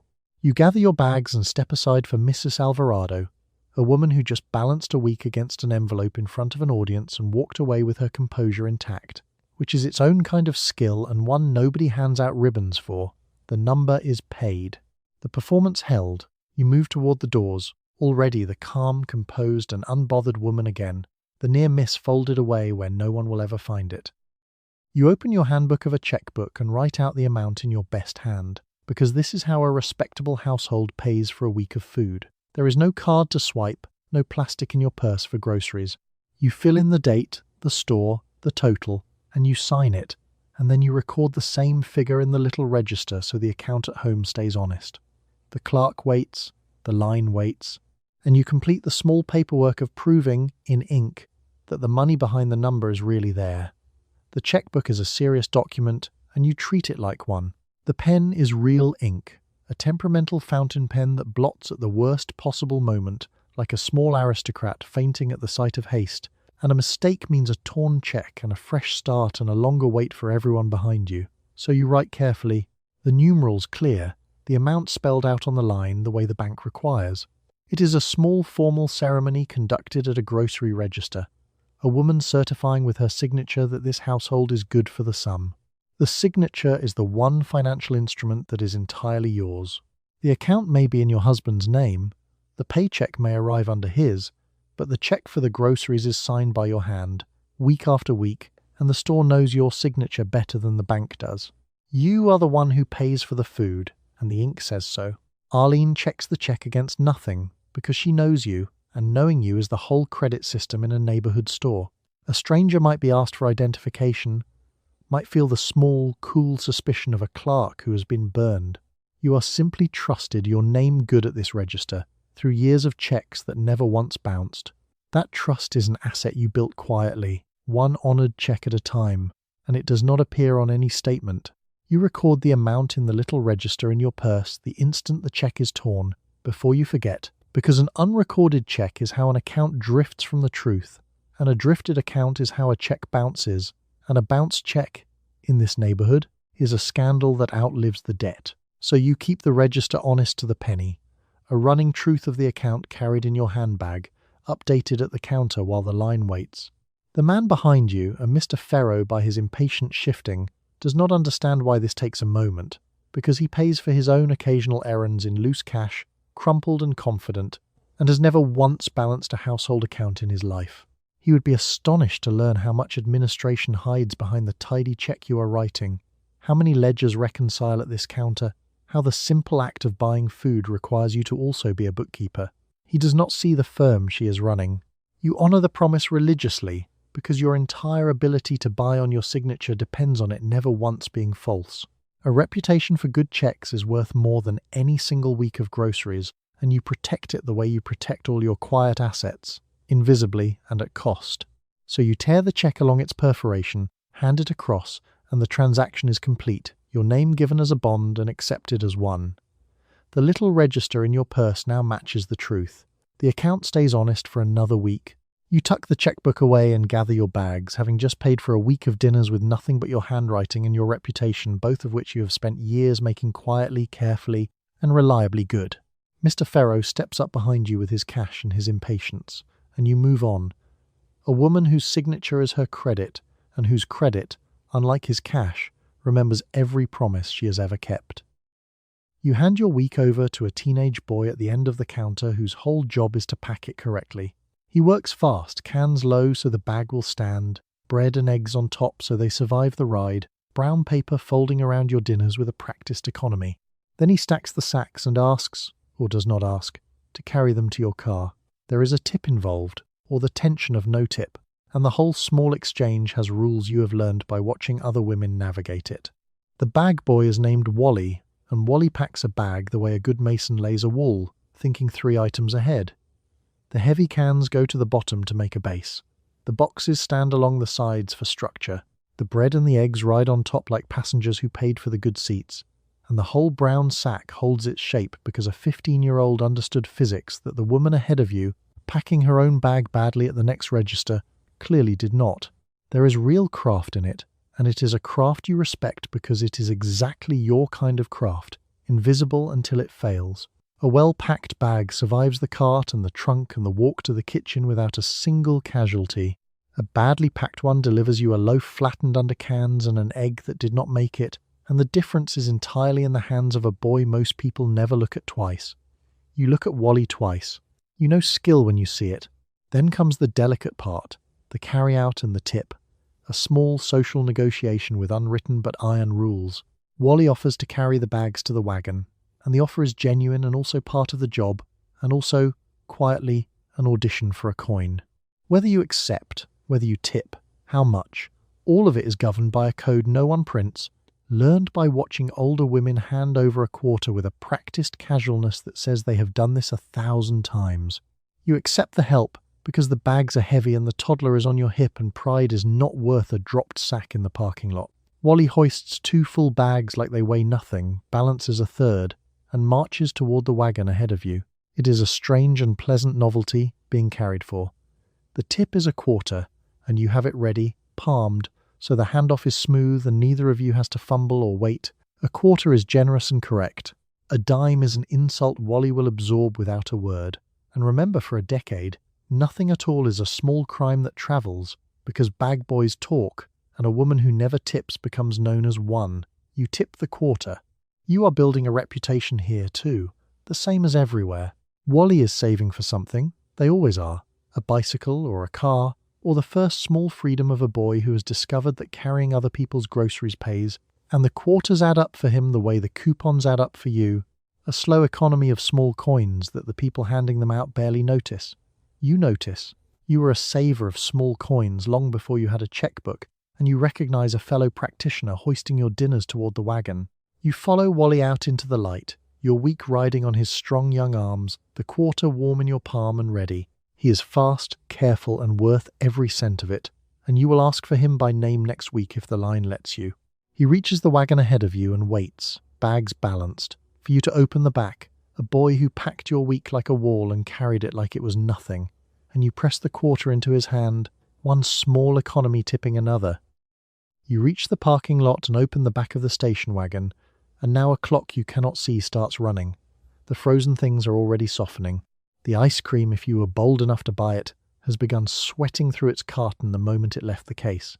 So you pack the heavy sacks low and steady, tuck the cold things together for company, and get behind the wheel with a new urgency, because between here and your freezer is a summer afternoon that would like very much to melt your dessert. The wagon is enormous, a Ford the length of a small boat, with a cargo bay in back that swallows a week of groceries and asks for more. Wally sets the bags in and you arrange them, because arranging is your job even now. Heavy at the front against the seat where they will not tumble, the eggs wedged where nothing can shift onto them, the whole load balanced for a drive over streets that were not built for gentleness. The ice cream is the enemy of the clock, and buying it at all was an act of small daring. A carton of ice cream in July is a wager that you can get from this hot parking lot to your cold basement freezer before physics collects its due, and physics is patient and always collects. So you nestle the carton deep against the frozen peas and the meat, a little huddle of cold things keeping each other company, buying minutes against the heat with their shared chill. The heat is already at work the moment you close the tailgate, pressing in through the windows, warming the wagon into an oven on wheels the second the engine is off. You do not dawdle. There is no strolling to the driver's seat on an ice cream day. There is a brisk, purposeful march, toddler installed, door shut, key turned, a woman running a delivery route against a deadline written in degrees. The drive home is a calculated sprint conducted at a lawful speed, because a melting dessert does not excuse a rolling stop and the neighborhood watches. You take the shorter way, the one with fewer lights, and you feel the minutes the way you feel everything, precisely, aware that the soft edge already forming on the ice cream will become a puddle if a single thing delays you between here and home. A train at the crossing would be a catastrophe. There is no train. You exhale. The children riding along have no concept of the race and would happily stop for every dog and fire truck along the route, and you deny them all of it, gently, foot steady, eyes forward, a woman with a mission they cannot see. To them it is just the ride home. To you it is the final leg of a supply run, the cold cargo softening by the second in the back, the freezer waiting like a finish line in the basement dark. A whole logistics operation hides in what looks like a mother driving home from the store.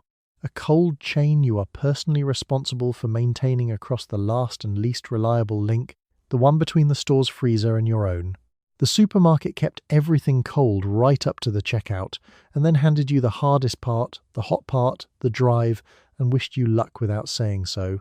You maintain the chain yourself, as usual, uncredited. So you pull into your driveway with the cargo mostly intact, the ice cream soft at the edges but still as solid at its heart, the race won by the margin you planned for. You cut the engine, the clock stops. You made it, again, the way you make everything, by an amount just large enough and no larger.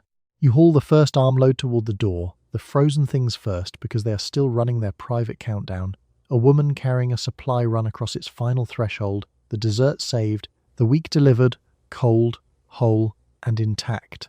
The invisible clock beaten one more time by nothing but foresight and a steady foot. You carry the week into the kitchen in armloads and begin the last unpaid stage of the trip, which is finding a home for all of it.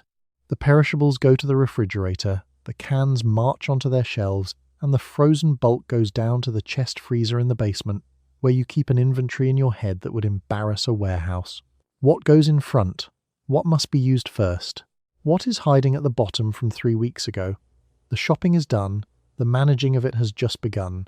The putting away is a job people forget is a job, because it happens after the shopping, at home, alone, when the applause such as it is has already faded.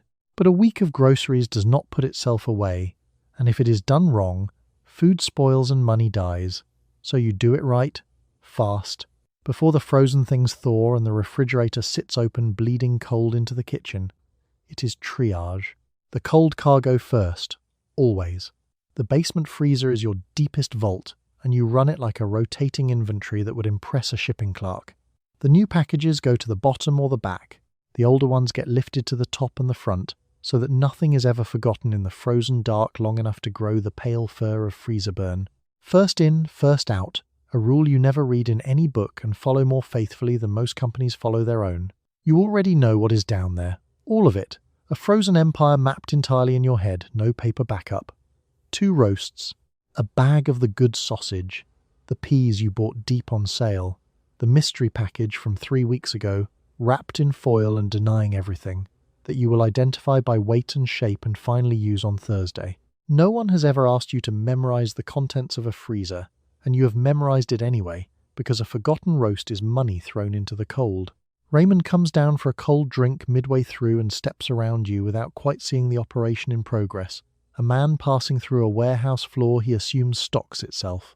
He takes his bottle and goes back up, and it does not occur to him that the beer he just grabbed was inventoried, purchased, transported, and shelved by the woman crouched at the freezer, because the whole system works so smoothly that it has become invisible, which is the reward and the punishment of doing it well. The refrigerator gets its own choreography, the new milk behind the old so the old gets drunk first, the leftovers positioned at eye level where they will be seen and eaten rather than forgotten and furred, the crisper loaded with an eye to what wilts fastest going where you will reach for it soonest.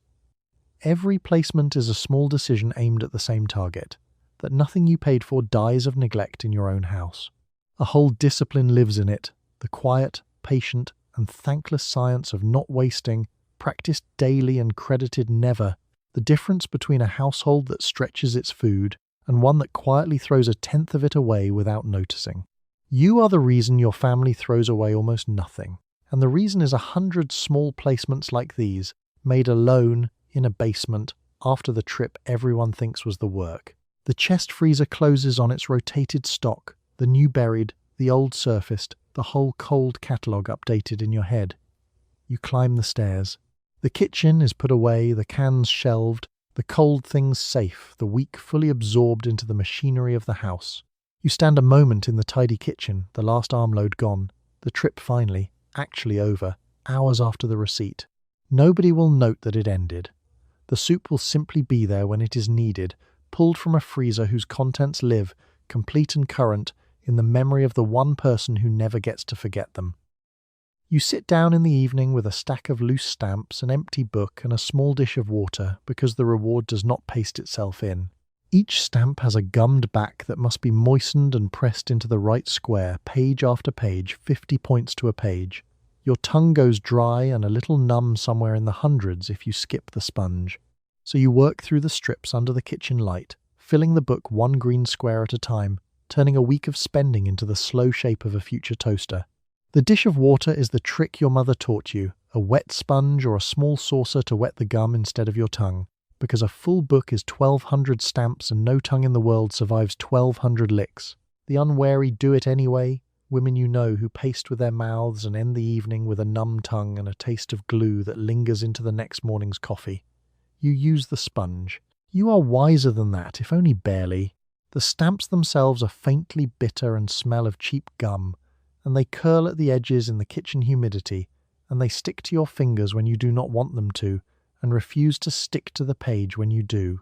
It is fiddly, maddening work, a small nightly penance, and you do it because the alternative is a drawer of loose stamps that will never become anything, and loose stamps are just paper, and pasted stamps are a mixer.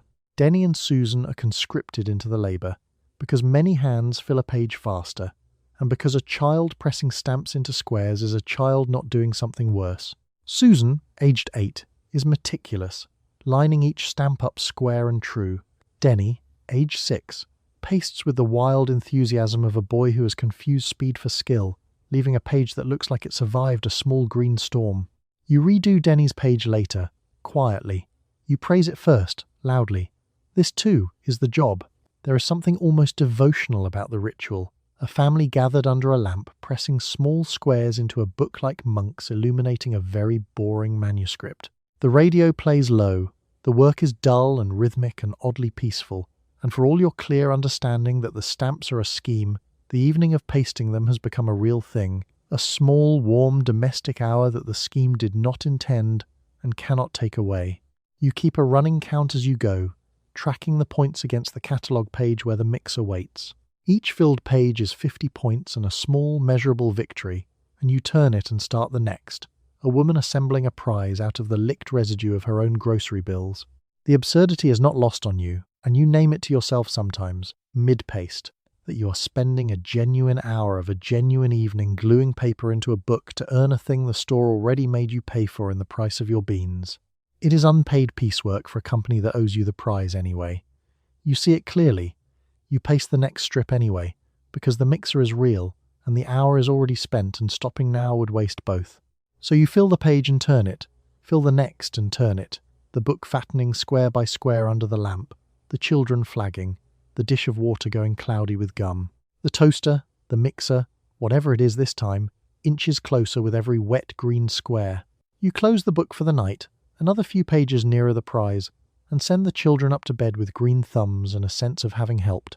The stamps are put away, the sponge rinsed, the small, dull and devotional hour done.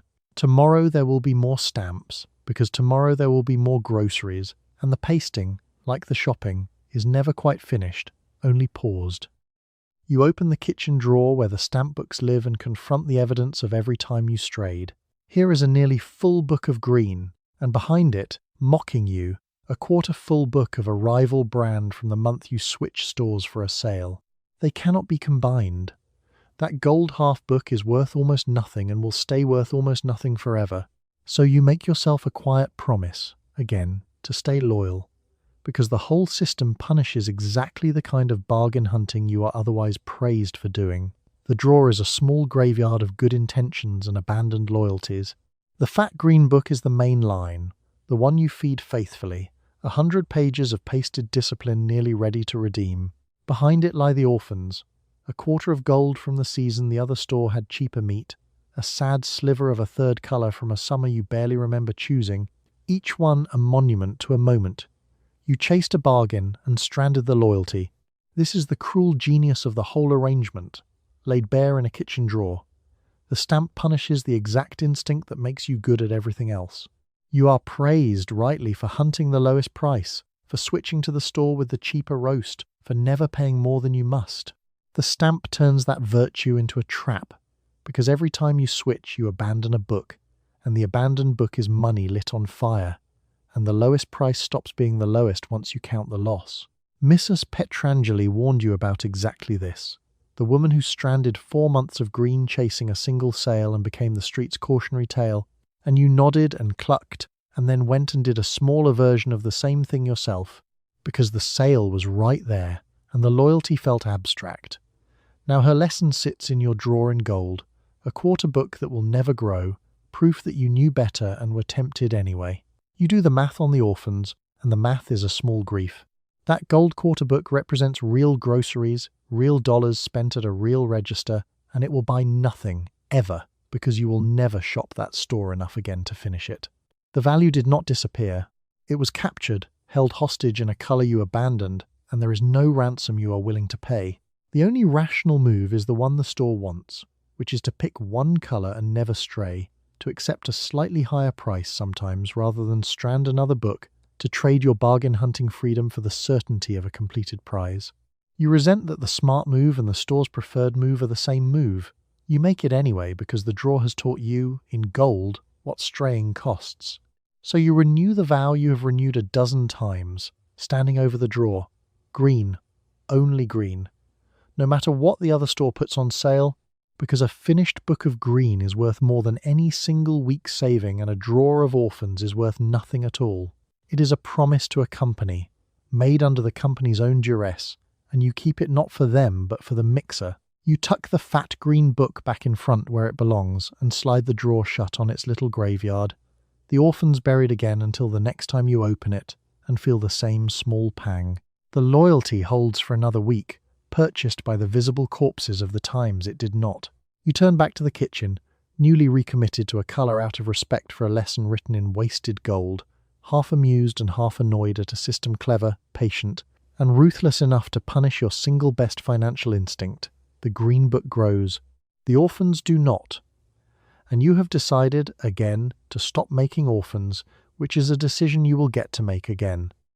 You sit with the premium catalogue on your lap and let yourself want things for a few minutes, which is its own kind of shopping. Page after page shows what your licked and pasted loyalty can become. A mixer, a lamp, a set of luggage, a bicycle, for a child who does not know he is being earned in 10-cent increments. You count your filled books against the point values and do the math on how many more weeks stand between you and the item you have circled. The catalogue is a wish printed on newsprint, and you are patiently paying it off. The catalogue is a fat thing, hundreds of pages, one of the largest publications in the country by some accounts, printed in the millions and mailed to nearly every household that saves. It is a wish book, a gallery of everything your grocery loyalty might one day buy. You turn the pages slowly in the evening, quiet, and the turning is a small pleasure, a few free minutes of wanting with no register at the end. The Sunbeam Mixmaster is your circled item, page 90-something, a gleaming machine that would beat your cake batter while you did 3 other things, and you have wanted it for the better part of a year. You know its point cost by heart. You know how many books you have and how many you need, and the gap between the two is measured in Saturdays, a distance you are closing 10 cents at a time with the patience of a woman filling a bathtub with a spoon. Susan lobbies hard for the bicycle on page 40, a blue one with a basket, and she does not understand that the bicycle is not free, that it costs a mountain of stamps, that every stamp is a dime of groceries, that the blue bicycle is in some real sense made of a year of her family's dinners. She sees a bicycle you can get without money. You see a bicycle that costs more loyalty than the mixer and would push the Mixmaster back into next year. And you have not yet decided whose want wins.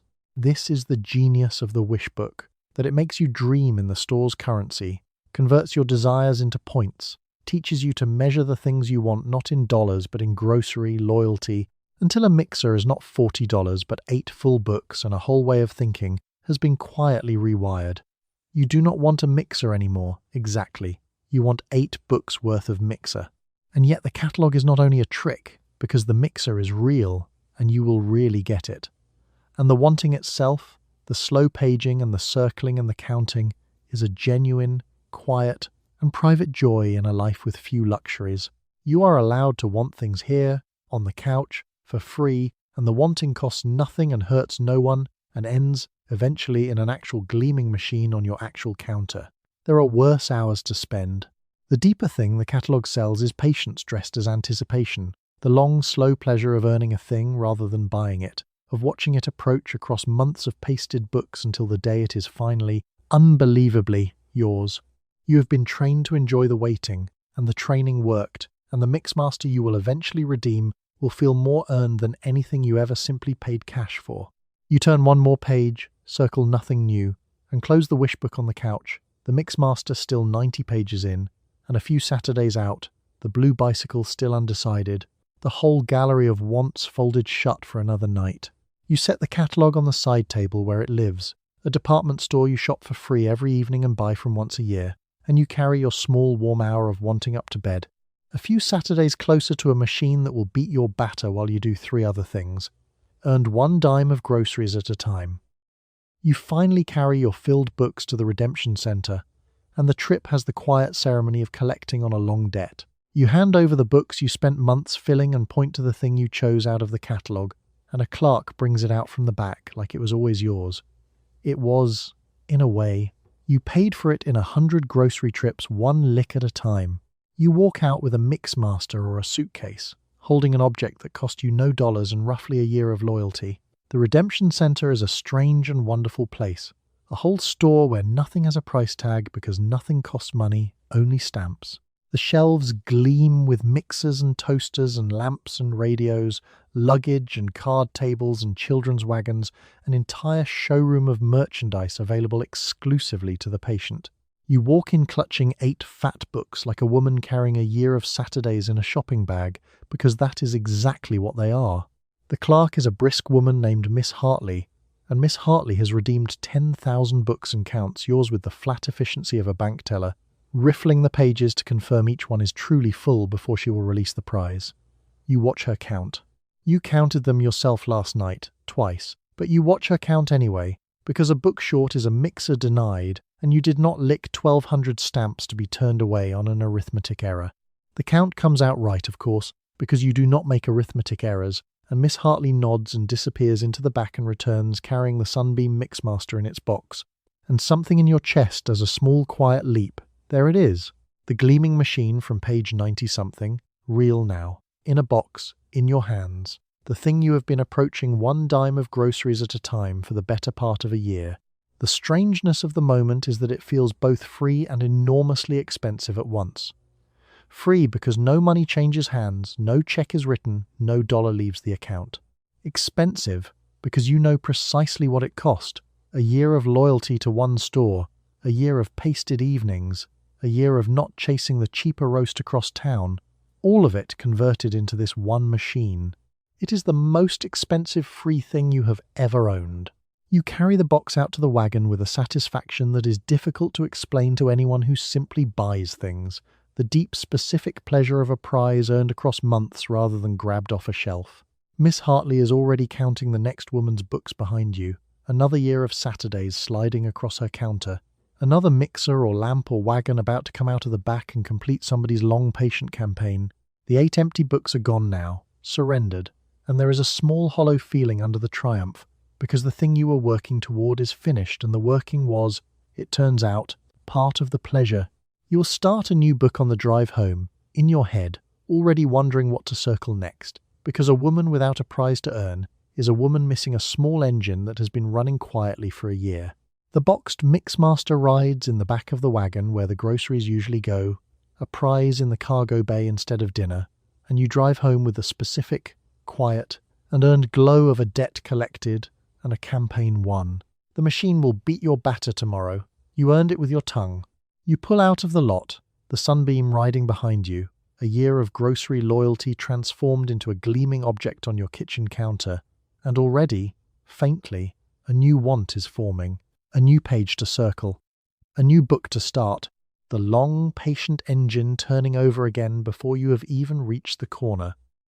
You reach for guidance on the back of a flower box and take it from Betty Crocker, a woman who has never existed and whom you trust anyway. She has a signature, a warm voice in the cookbooks, a reassuring way of telling you how to feed your family and how not to fail at it.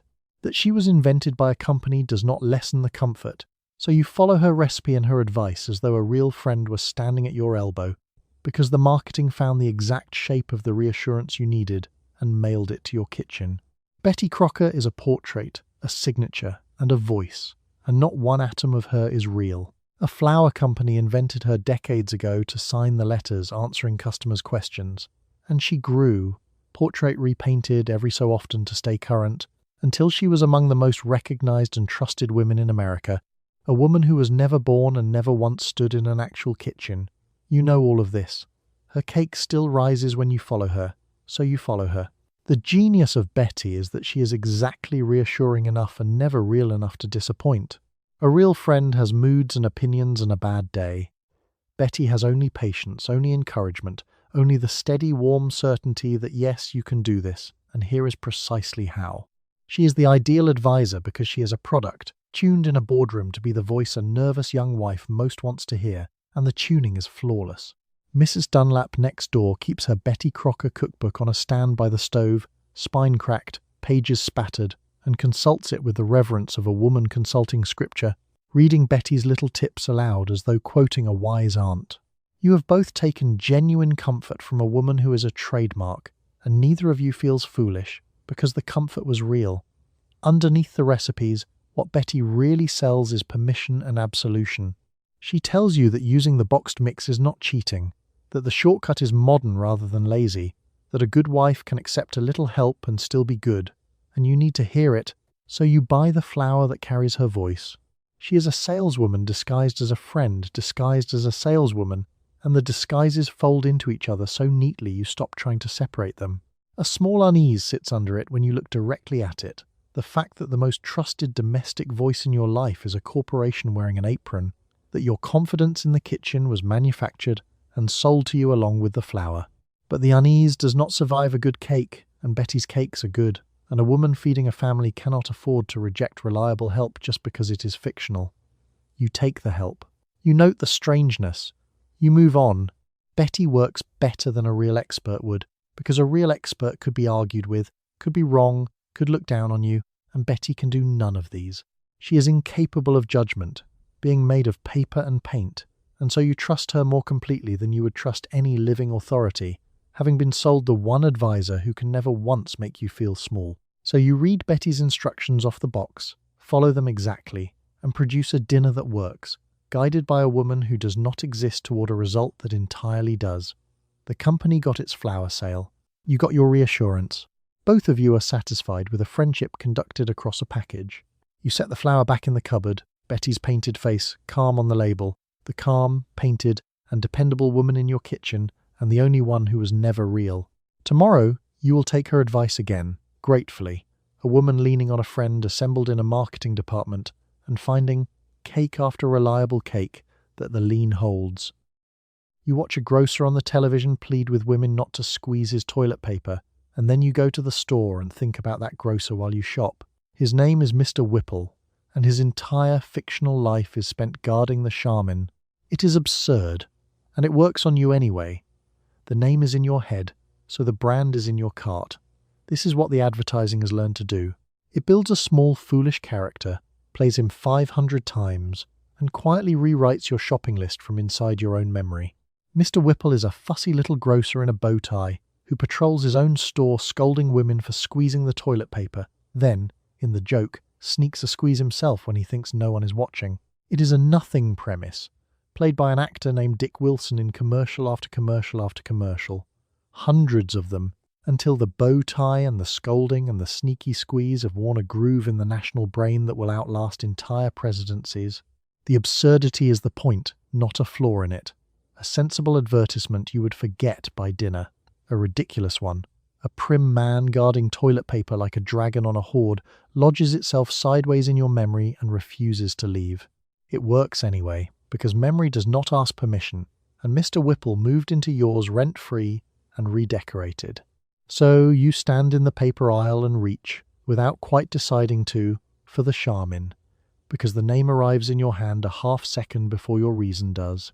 Some part of you even wants to squeeze it, having been told 500 times not to, which is of course the deepest trick of all. The scolding was an invitation, and the forbidden squeeze is now the whole reason you notice the package. You are being operated by a bow tie. You catch yourself doing it, hand drifting to the Charmin past 3 cheaper brands, and you make yourself stop and compare the prices like a rational woman, and the store brand is cheaper and perfectly fine and you know it. But Mr. Whipple is not in your head to inform you. He is there to make you feel that Charmin is somehow softer, friendlier, more trustworthy, a feeling with no basis that competes, dishonestly and effectively, with the plain fact of the cheaper price. Most weeks the price wins, because you are you, and the price tag does not care how charming the little grocer is. You buy the store brand and leave Mr. Whipple guarding his premium rolls for someone more suggestible. But you notice the pull every single time, the small, false, and manufactured preference tugging at your sleeve in the paper aisle, and you understand that resisting it is a tiny act of will. You have to perform on purpose, weekly, against a man who does not exist. The genuinely unsettling part is how cheap it was to build him and how completely he works. One silly character and a bow tie and enough repetition, and a corporation has installed a small salesman inside the private space of your own memory, one who speaks up unbidden every time you pass the toilet paper. You did not invite him. You cannot evict him. You can only decline his advice at the shelf, each time, deliberately. So you drop the cheaper store brand into the cart and move on, Mr. Whipple defeated for another week, still patrolling his imaginary store in the back of your mind, still guarding the Charmin you did not buy. He will be there next week too. He is, it seems, a permanent resident now. You push past the paper aisle a little amused and a little unnerved, having just argued yourself out of a purchase against an opponent made entirely of television, and won, narrowly, the way you win most things. On purpose, against the pull, one deliberate cheaper choice at a time. You run into a neighbour by the canned goods, and the friendly hello comes with a quick, involuntary glance into each other's carts. This is a review, and you both know it. What you buy as readers who you are. The brand of coffee, the cut of meat, whether the children's cereal is the sugared kind. So you exchange warm words about the weather while some quieter part of you arranges your cart's contents in your mind, aware that the aisle is a place where reputations are appraised at a glance and remembered longer than the conversation. The neighbour is Mrs. Lindqvist, and Mrs. Lindqvist's eyes drop to your cart for exactly 1 second during the hello, a flick so fast you would deny it, and so practiced you nearly miss it. You do the same to hers. Two women greeting each other warmly while conducting simultaneous silent inventories, reading each other's households off a wire basket, is one of the quiet arts of the neighbourhood, and you are both fluent in it. The cart is a confession you did not mean to make. It tells whether you are economising by the cheap cuts and the store brands, or flush by the roast and the name labels. It tells whether the children eat well, whether you drink, whether there is a party coming, whether money is tight this month. A cart is a household turned inside out under fluorescent light, and every woman in the aisle can read it, and every woman knows hers is being read. So you arrange the visible layer with a little care, the way you arrange everything visible. The good coffee rides on top where a glance will find it. The day-old bread you bought at a markdown sits underneath. Not hidden exactly, just not featured. It is a tiny vanity and you permit yourself it, the same instinct that put you in a pressed dress to buy potatoes, managing the reputation one cart at a time. Mrs. Lindqvist, you happen to know, does the same, because last week you saw the sale tags on the very items she has arranged label out today, and you say nothing, because the whole system runs on mutual polite fiction. She pretends her cart is her real life and you pretend to believe it, and she extends you the same courtesy, and everyone's dignity survives the canned goods aisle intact, which is the entire purpose of the performance. The conversation stays warm and weightless, the weather, the children, the church bazaar, while underneath it the real communication happens in the carts, a second silent conversation about status and struggle conducted entirely in groceries. You are both saying two things at once, one out loud and pleasant, one in the basket and honest, and the trick of neighbourhood life is to keep the two from ever meeting in the open. A real tenderness is buried in the surveillance, though, because Mrs. Lindqvist reads your cart not only to judge but to know, and if she saw only cheap cuts 3 weeks running, she might, quietly, invite your family to a Sunday dinner and never say why. The cart is how the street watches over its own, sometimes cruelly and sometimes kindly, and the same glance that appraises can also, now and then, decide to help. You have made that glance yourself and acted on it. So you finish the pleasant nothing about the weather, wish Mrs. Lindqvist well, and part, both of you carrying away a full silent reading of the other's week alongside the warm words. The hello cost 30 seconds and exchanged far more information than either of you spoke aloud. You steer on toward the registers, cart arranged, reputation managed, the small performance concluded, having just conducted an entire second conversation in canned goods and vegetables and never once letting it show on your pleasant face. Mrs. Lindqvist does the same, rounding the far end of the aisle, her own cart arranged label out, her own honest, cheaper, and private layer tucked underneath where only a practiced eye would think to look. You bring the children because there is no one to leave them with, and now the trip is also a containment operation. Some larger stores offer a supervised corner where you can leave them to play, a small mercy that lets you think.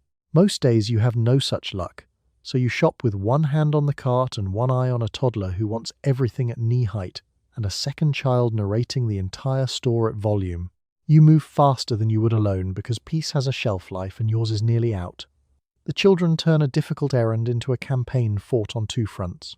Denny rides in the cart seat, small and grabby, reaching for every bright thing within his considerable reach, so you steer down the middle of each aisle like a barge avoiding both banks. Susan walks alongside, older and mobile and therefore a different kind of hazard, prone to wandering toward the toy display or narrating the contents of strangers' carts in a clear carrying voice you would pay money to lower. The better stores know exactly what you are up against, which is why some of them built the play corner, a small fenced kingdom with a supervising attendant where a woman can deposit her children and shop with both hands and a clear head for 20 holy minutes. The store did not do this out of kindness. It did it because a woman shopping unencumbered spends more and lingers longer, and your peace and their profit happen, this once, to align. Today there is a play corner, and the attendant is a patient young woman named Miss Pruitt, who crouches to Denny's level and produces a wooden toy from a bin with the practiced ease of someone who diffuses toddlers for a living. You hand the children over with the guilty relief of a woman who has just been handed 20 minutes of her own mind back, and you nearly float down the first aisle, unencumbered, lighter by two children, briefly restored to the shopper you used to be. The 20 minutes without them is a different trip entirely, quieter, faster, clearer, and you get more done in it than in an hour of divided attention. You had forgotten the simple luxury of comparing two prices without a small voice announcing it needs the bathroom the instant you reach for the harder purchase. This, you think, is how the childless shop always. It seems unfairly easy. Most weeks, though, there is no play corner and no Miss Pruitt, and you shop the hard way, the children in tow the whole route, the trip conducted at the pace and volume of a travelling circus you are also trying to keep under budget. On those weeks, the whole outing becomes a negotiation, a bribery operation, a series of small deals traded for 30 more seconds of peace, and you emerge frazzled with a cart that reflects the compromises peace required. The children are learning, though, whether you meant to teach them or not, watching you weigh and choose and refuse and pay, absorbing the entire grammar of running a household simply by riding along in the cart. Susan already knows which coffee is the good one and why you buy the cheaper bread, and one day this knowledge will be hers to use, passed down not in a lesson but in 100 Saturdays of tagging along. The errand is also an apprenticeship. Neither of you calls it that. You collect the children from Miss Pruitt when the shopping is done, Denny clutching a wooden toy he must reluctantly surrender, and the quiet trip folds back into the loud one for the drive home. The 20 minutes are over. You are grateful for having had them. You steer the reunited circus toward the doors, shopping with an eye on the shelf and an eye on the children, and somehow keeping both the budget and the small people intact, week after week, an errand and a containment operation and an apprenticeship all running at once under the same tired, patient, and competent hands. You notice before any newspaper tells you that the same list costs more than it did. The number at the register has been creeping upward, quietly. A few cents on the coffee, a dime on the beef, and your fixed allowance has not crept with it. You are the first to feel it because you are the one holding the money against the total every week. So you start doing the harder arithmetic, trimming where you can, aware that the squeeze is real and that you are absorbing it in the one place a household budget hides its stress, the dinner table. The creep is slow, and slowness is what makes it hard to name. No single week is a shock, but you keep the notebook, and the notebook does not forget, and it says plainly that the list which cost a certain number last spring costs noticeably more this spring, while the envelope holds exactly what it always held. Something is being taken, quietly, a coin, at a time. You feel it first and sharpest in the meat, where Mr. Petrosky, apologetic behind his glass, has been nudging the price of the chuck upward, with the pained face of a man who does not set the prices and must nonetheless announce them.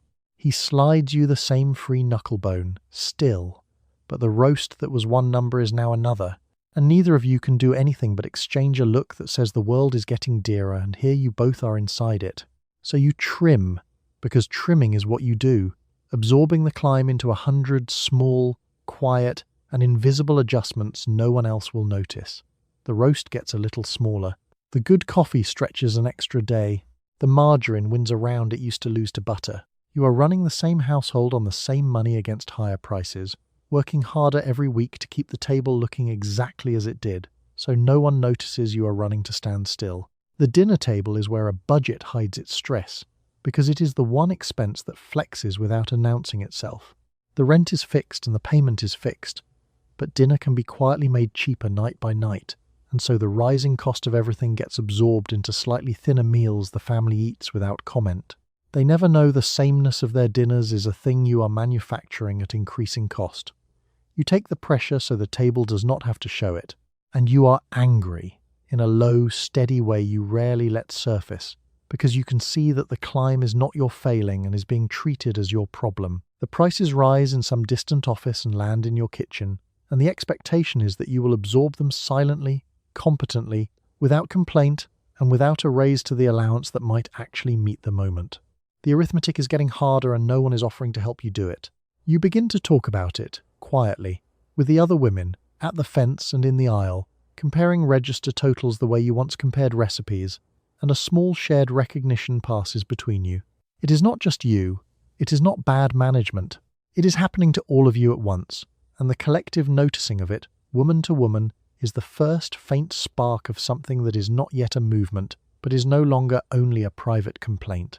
So you keep trimming for now, keep absorbing, keep manufacturing the sameness of the family's dinners against a tide that will not stop rising. The notebook records the climb faithfully. The envelope stays the same, but something has shifted in you, standing at the register watching the number climb past reason, a suspicion hardening into a certainty that this is not sustainable and not fair and not yours to fix alone. You gather your bags, you carry the squeeze home as always, and you begin, faintly, to wonder what would happen if all of you simply stopped. You join the other women on your street and simply stop, because in October of 1966 that is what housewives in Denver did, and the idea spread fast. The prices had climbed too high, and the stamps and the games had started to feel like a bill you were paying without agreeing to it. So you keep the car in the driveway and the checkbook closed, and you tell your grocer why. It is not a small thing to refuse to buy food. But you have done the math more times than anyone, and the math is on your side. It started in Denver, a group of housewives who had done the same arithmetic you do every week and reached the same conclusion, that the prices were unreasonable and the stamps and games were gimmicks they were secretly funding. They decided, together, to stop buying until something gave. The idea travelled the way good ideas travel among women, over fences and telephones and church basements, and within weeks it was on your street too, asking whether you are in. You are in. The decision is easier than it should be, because you have known for months what the notebook has been telling you, and being asked to act on the knowledge is almost a relief. The organizer on your block is Mrs. Alvarado, the same woman who once stood behind you in the checkout line and looked politely away, and she goes door to door with a clipboard and a flat, calm, and total certainty, signing up the street one kitchen at a time. The power in it is real. A grocery store is nothing without the women who shop it. You are not a minor participant in this economy, but its entire foundation, and on the week you all stop, the store feels it at once, the aisles quiet, the registers still, the loss leaders leading no one anywhere. The thing they built to outsmart you cannot function for a single day without you, and stopping, all at once, is how you finally make them notice. The stamps become the symbol, because the stamps were always the clearest version of the trick, a gift you paid for and were told to be grateful for. The demand crystallizes around them. Stop giving us stamps and games we are secretly funding and just lower the prices. It is a simple ask and a devastating one, because it names the thing out loud, the hidden surcharge, the fiction of the free gift, the whole clever architecture of making you pay for your own reward and thank them for it. Your husband is uneasy because refusing to shop feels like making trouble, and making trouble is not what a respectable wife is supposed to do. You explain it in the only terms that matter, the arithmetic he has never had to learn, and you watch him understand slowly that the woman who has quietly balanced his household for years is not being rash, but is the most qualified economist he knows. He stops arguing. The math is unanswerable. A strange exhilaration runs through the stillness of that week, the car in the driveway, the milk box on the porch empty by choice for once, the pantry cans finally earning their keep, the whole street holding the line while the stores sweat. You had provisioned for exactly this without knowing it, and the lean stretch is now a choice and a weapon rather than a misfortune. The quartermaster in you is quietly, fiercely pleased. You hold, all of you, checkbooks closed and cars parked, a street of women who kept the receipts and finally decided to show them. And the stores, for the first time, have to wonder what it will cost them to keep pretending the gifts are free. You stand at your own window watching the quiet street hold its line, Mrs. Alvarado's clipboard filling with names, the pantry feeding your family through the protest it stocked itself for. And you feel, for once, not like a woman absorbing the squeeze alone, but like part of something, with the numbers finally, unmistakably, on its side. You start to hear a new promise from the stores, one that admits the old one was a trick. Drop the stamps, drop the games, and just charge you less. It sounds like victory, and in a way it is yours, won at the register by women who refuse to keep pretending the gifts were free. Change is coming faster now, in labels that finally tell the truth and prices that finally compete. So you stand at the edge of the world you mastered, holding your last book of stamps, watching the rules you learned so well begin to expire. Mr. Kessler, the manager who once walked his floor admiring the maze he built, now stands by the door with a new sign, telling shoppers his store is dropping the stamps and cutting the prices instead. He says it like it was his idea. It was not. It was the idea of every woman who parked her car and closed her checkbook until the numbers changed, and you accept the win without correcting the record. The stamps are dying, and it is strange to grieve a thing you always saw through. For years they were a chore and a trick and a leash, and now that they are ending you feel an odd small pang, because the licking and the pasting and the catalogue dreaming were also part of a life, a rhythm, a set of evenings under the lamp with the children. The trick is leaving and taking a ritual with it, and you are not sure which of the two you will miss. The truth is arriving in other ways too, in a law that says the package must tell you honestly what is inside and how much, so a woman can finally compare two products without a magnifying glass. For years you did that math by instinct, squinting at labels designed to confuse you. Now the confusion itself is being outlawed, and the skill you built to see through it is becoming unnecessary, which is a strange thing to have earned. Other changes are coming that you can only half see. There is talk of a machine that will read a price off a printed pattern, no cashier keying it by hand, and when it arrives, Arlene's remarkable memory of 1,000 numbers will vanish into a beam of red light. The whole personal, known, negotiated store is beginning, slowly, to become something faster, colder, and cheaper, and you can feel the shift under your feet before you can name its shape. And you are changing too, or the world around you is, in a way that will eventually empty this whole scene of the woman standing in it. More women are taking paid work outside the home, and the full-time housewife whose entire week orbits the household and the weekly shop is becoming one kind of life among several rather than the only one on offer. The expedition you turned into an art is quietly ceasing to be every woman's whole occupation, and the art, like the stamps, may not outlive the world that required it. There is loss in it and there is justice in it, braided together the way they always are. The stamps were a trick and good riddance. The ritual was a comfort and you will miss it. You do not get to keep only the good parts. The world you mastered is ending partly because you helped end it, and both of those things are true and neither cancels the other. So you hold your last book of green, 3/4 full and now nearly pointless, and you feel the vertigo of a woman watching her own expertise become history while she is still young enough to use it. You tuck the last book back in the drawer, not to finish it, just to keep it, and you turn back to a kitchen that is still yours, in a world quietly becoming a different one. The stamps are ending, the prices are dropping, and you, who saw it coming before the newspapers did, stand at the edge of it all, having won and lost the same argument at once. And there it is. You planned 7 dinners in pencil, dressed up to buy potatoes, fought a cart that pulled left, out-negotiated a butcher, licked 1,200 stamps into a book, argued yourself out of the Charmin, raced the ice cream home, and then, when the numbers stopped adding up, you parked the car and refused to shop until the whole clever machine blinked first. A full week, and most of it invisible, and all of it yours. Spare a warm thought tonight for the women who actually did this. Not the advertisements, not the giants and the grocers and the woman on the flower box who never existed, but the real ones, in the real kitchens, running households on fixed envelopes and quiet arithmetic that nobody ever wrote on a paycheck. They stocked the cellar. They kept the notebook honest. They fed everyone, every week, and made it look like the food simply arrived. It is a strange thing to be that good at something and have it counted as nothing. The mixer got redeemed, the roast made it to Sunday, the family ate without ever knowing how close the total ran, and the closeness was the whole craft. They were purchasing managers and budget analysts, and their office was an aisle, and their bonus was a book of stamps they paid for themselves. That is more than enough history for one night, and you have listened long enough.